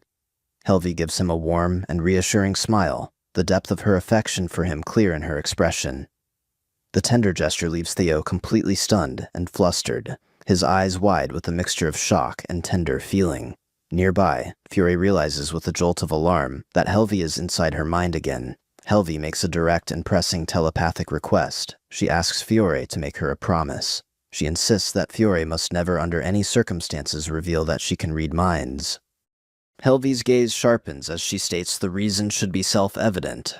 She explains that she cherishes his pure and unfiltered thoughts exactly as they are, and does not want them to change. It is a reason Fiore grudgingly accepts. Fiore feels as though she has been pressed into a promise she does not fully understand, as her friends continue to fawn warmly over Theo. The clerk summarizes the quest: retrieve 2 rare herbs from the Twin Peaks, a location where both bandits and demons are said to appear. Saria and Gina express concern about the demon aspect, though they feel confident they can manage the bandits on their own. Helvi reassures them with absolute certainty that with her present, everything will be fine. With the decision settled, Saria declares excitedly that the party should depart without delay. Fiore watches her friends continue to shower Theo with attention, and wonders with exasperation how long they plan to keep it up. The witch points out that a quest requiring an overnight stay means preparations are needed. She notes they will have to stock up on food and supplies for the trip. The group starts discussing the costs and logistics of buying preserved provisions and camping necessities. Helvi asks Theo what they have at home in terms of supplies, and he confirms they have enough food for 4 days comfortably. Theo is surprised when Helvi tells him that no additional food purchases will be necessary. With a smug and knowing smile, Helvi informs the baffled group that they are already fully prepared. Gina points out the obvious problem: they will need to camp for roughly 3 days. Saria agrees that going on a journey of this length without camping gear would be essentially impossible. Helvi decides it would be faster to simply show them her solution, and proposes they return to Theo's house. As they walk, Saria wonders aloud what Helvi could possibly mean, since camping without supplies is not feasible. Theo, looking concerned about his wife's mysterious plan, calls out to her hesitantly. Helvi gives him a confident, reassuring smile, and tells him to leave everything to her. Blushing with a bit of embarrassed protest, Theo mutters quietly that the house in question is his house. not hers to give orders about. Helvi turns with a puzzled and slightly blushing expression, having caught his soft correction. With a small surge of boldness, Theo revises himself and declares it is their house, a statement that genuinely shocks Helvi. Flustered by the sudden intimacy of those two words, Helvi turns away and agrees with his correction, covering her profound embarrassment with a delicate cough behind her gloved hand. With a warm and genuinely affectionate smile, she turns back and suggests they return to their house. Theo's face breaks into a radiant, beaming smile as he enthusiastically agrees. The group walks back through the familiar town streets toward their shared home base. Watching from behind, Gina and Saria observe quietly that the two of them truly do seem like a married couple. They arrive at the charming stone and wood house nestled at the edge of the woods. Helvi warns the others that things are about to get a little dangerous and tells Theo specifically to stay behind her. She explains her plan in its boldest simplicity. If all the food is inside the house, she will just bring the entire house with them. With a decisive and elegant snap of her fingers, she releases her powerful and world-shaping magic. The ground begins to shake violently beneath their feet, the force of the spell immediately apparent. The entire party is thrown off balance by the sudden earthquake-level tremor shaking the air around them. Saria correctly identifies the shaking as Helvi's magic, while the others struggle to stay upright on the heaving ground. Amid the chaos, Theo loses his footing entirely and pitches forward with a startled cry. He falls directly against Helvi's back and instinctively wraps his arms around her waist to keep from going down. Flustered by the sudden and intimate contact, Theo immediately apologizes and begins to pull away. Helvi quickly tells him not to let go, explaining that the shaking has not stopped and he needs to hold on. Theo is completely overwhelmed by the feeling of Helvi pressed against him, an experience he is feeling in full. A soft, wordless sound passes between them, signifying the intensity of the shared closeness. Helvi savors the warmth of Theo's arms wrapped around her from behind, thinking to herself how extraordinary it feels. In a private and fervent wish, she hopes he will simply never let go. Their companions Gina and Saria complain that the shaking is only getting worse as they are tossed about. Both powerful adventurers admit they are reaching their physical limits from the relentless and violent tremors. The magic reaches its climax, centering on the house, which is now surrounded by a powerful swirling aura of energy. Helvi raises her hand and channels her immense and formidable power for one final breathtaking display. With a great and decisive heave, the entire house is torn from the ground and floats majestically into the air on a massive island of earth.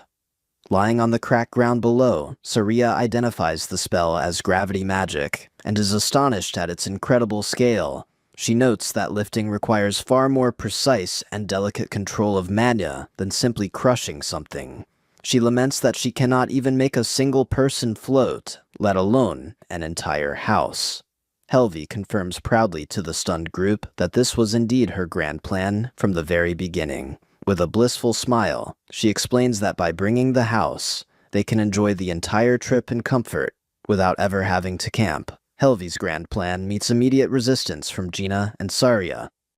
A flustered Gina argues that the simple joy of camping out is an irreplaceable part of any journey. Saria agrees, adding that bringing a house along would completely kill the adventuring atmosphere. Helvi looks crestfallen, quietly taking in their argument. She turns to Theo for his opinion, and he gently agrees with the others. Helvi thinks it over, her expression turning more reflective. She admits she has never gone on a journey before, and genuinely did not know about these traditions. With a decisive gesture, she agrees to abandon her audacious plan.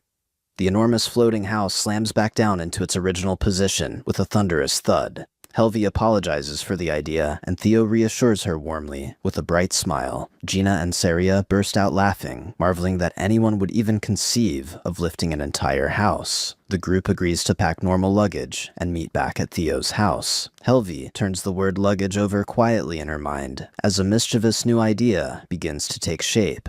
The scene resets for new preparations with the house as its focus. A thoughtful silence hangs in the air as the plan shifts. Gina and Soraya return fully geared and ask whether Theo and Helvi are ready. Soraya, carrying her own pack, glances toward the house and readies herself to leave. She comments on how ridiculous it would be to see the house floating along behind them on a journey. Gina agrees, picturing the absurd spectacle of a flying house following their party across the countryside. They call out to Theo, announcing their own preparations are complete. Inside, Saria offers to help carry some of Theo's things if they are too heavy. The two adventurers enter and are confused to find no luggage anywhere at all. Theo cheerfully announces that their preparations are, in fact, entirely finished. A perplexed Gina asks what they could possibly have done with their bags. Helvi says cryptically that they arrived just in time for her plan.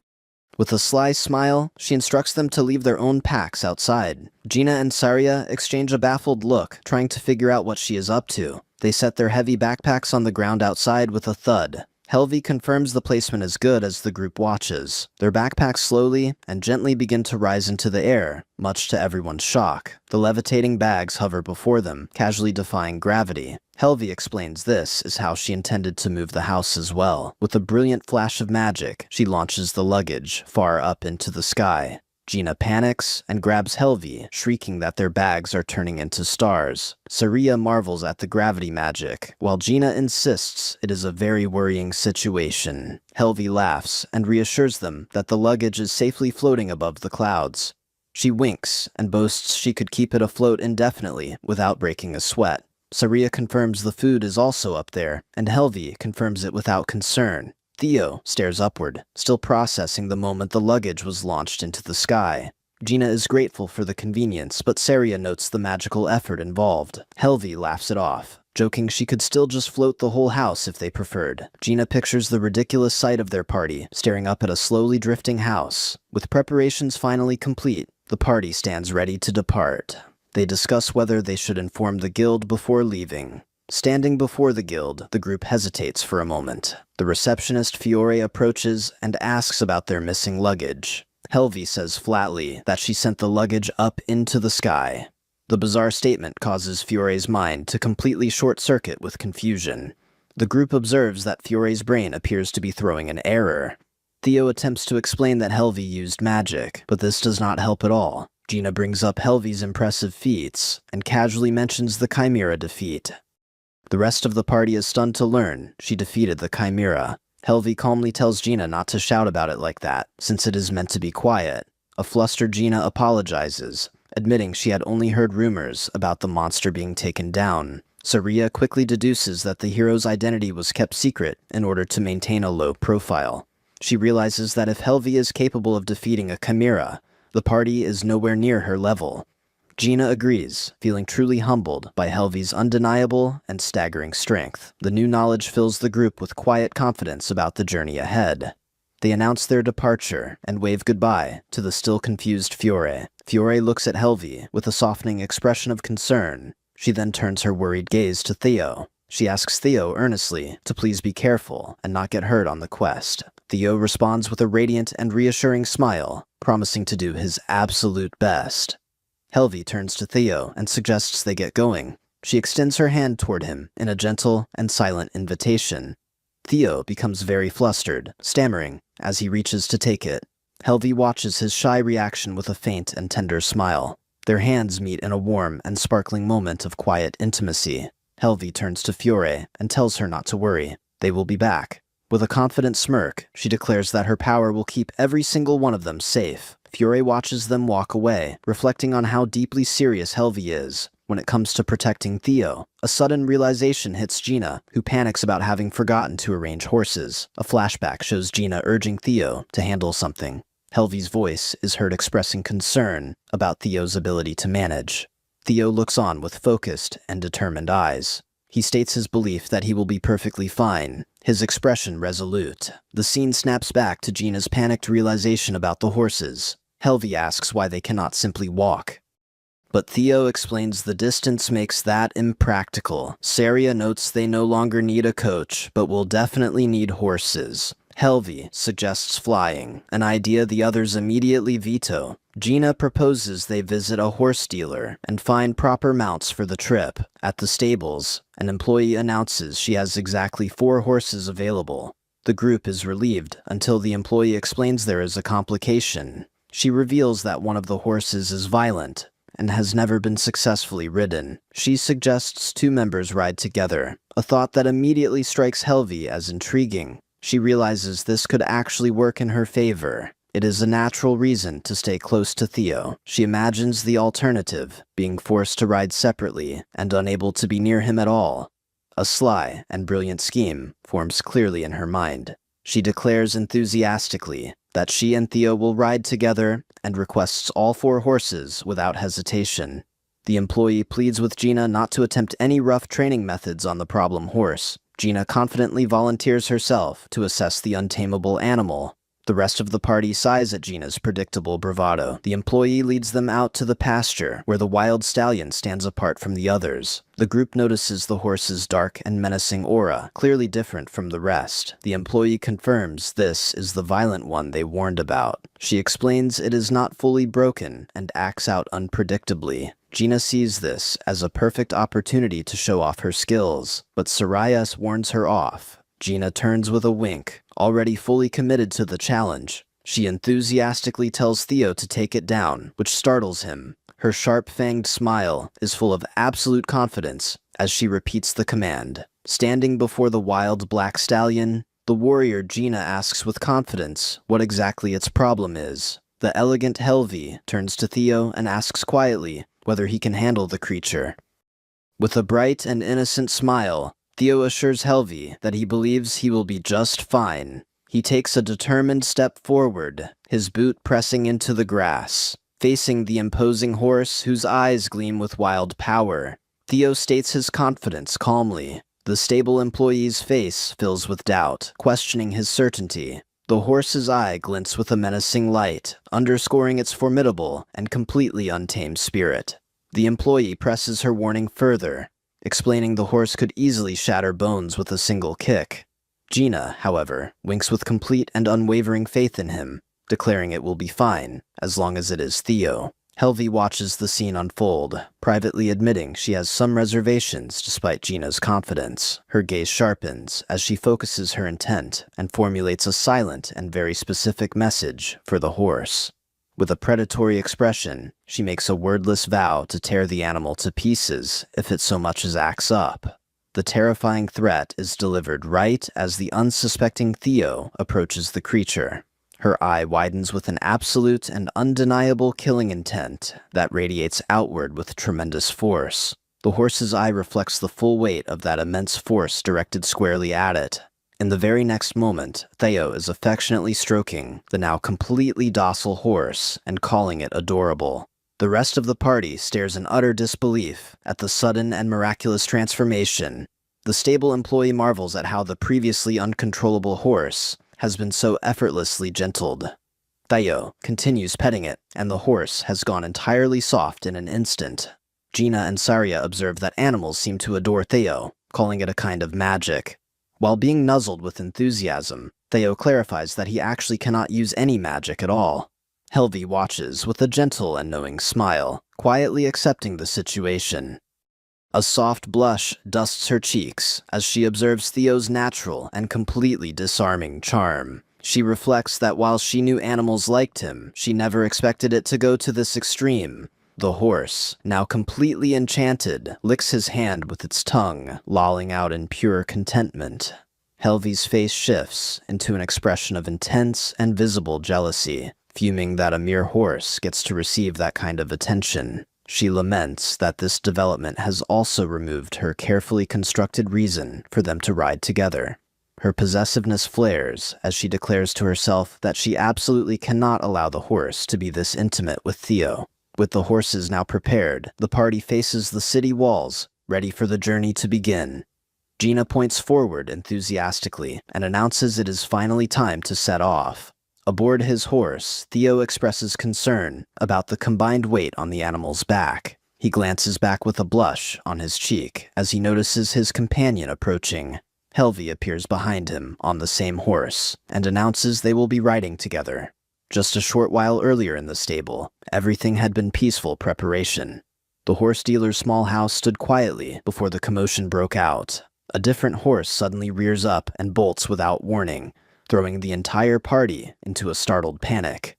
The stable employee apologizes profusely, explaining that this particular horse is usually their most even-tempered one. Saria thoughtfully observes that it is only natural for a horse to flee from Helvi. A demonic aura surrounds Helvi as she explains matter-of-factly that horses sense instinctively that she is dangerous. The group realizes that, at this rate, Helvi is going to be the only one without a mount. Theo turns to her with a worried look and calls her name to get her attention. With a deep blush, he asks earnestly whether they should just ride together on the same horse. Helvi's face erupts in a blush of pure shock and delight at his sincere and guileless offer. The decision is quickly reached that they will share the now-tamed horse. Helvi settles in behind Theo, privately noting that her original plan had been only slightly different. She concludes that this arrangement is just as fine since her goal of being pressed close to him has been achieved regardless. Theo is frozen in a state of complete and blushing shock from the sudden intimate proximity. Helvi considers that sitting normally astride the horse would allow her to hold him even tighter. She imagines his head being completely buried in her chest. She decides against it, concluding Theo would be far too embarrassed, and opts instead to ride sideways. She tells herself she must hold on tightly just to maintain her balance in this position. A trembling Theo asks whether she is all right and in any danger of slipping off. With a radiant and blissful smile, Helvi tells him she feels incredibly safe thanks to him. Theo expresses relief, and Helvi is glad he has accepted her perfectly innocent-sounding explanation. She admits privately that her flawless sense of balance means she would never slip under any circumstances. Even if she did fall, she reflects, she would not so much as scratch herself. Theo remains completely silent, overwhelmed by the closeness of their bodies. His mind spirals, consumed by the warmth and soft reality of her against him. Helvi leans in and whispers that she is every bit as happy as he is with their current arrangement. She invites him to notice her presence a little more, her voice low and teasing. He lets out a startled sound as she nuzzles closer, his heart hammering in his chest. Her eyes soften with total adoration as she whispers how absolutely endearing he is to her. They both breathe each other's names quietly. Their faces draw impossibly close in the moment. Their lips are barely inches apart. The air between them hums with romantic anticipation. Gina shouts at them to get moving, exasperated that they will never leave at this rate.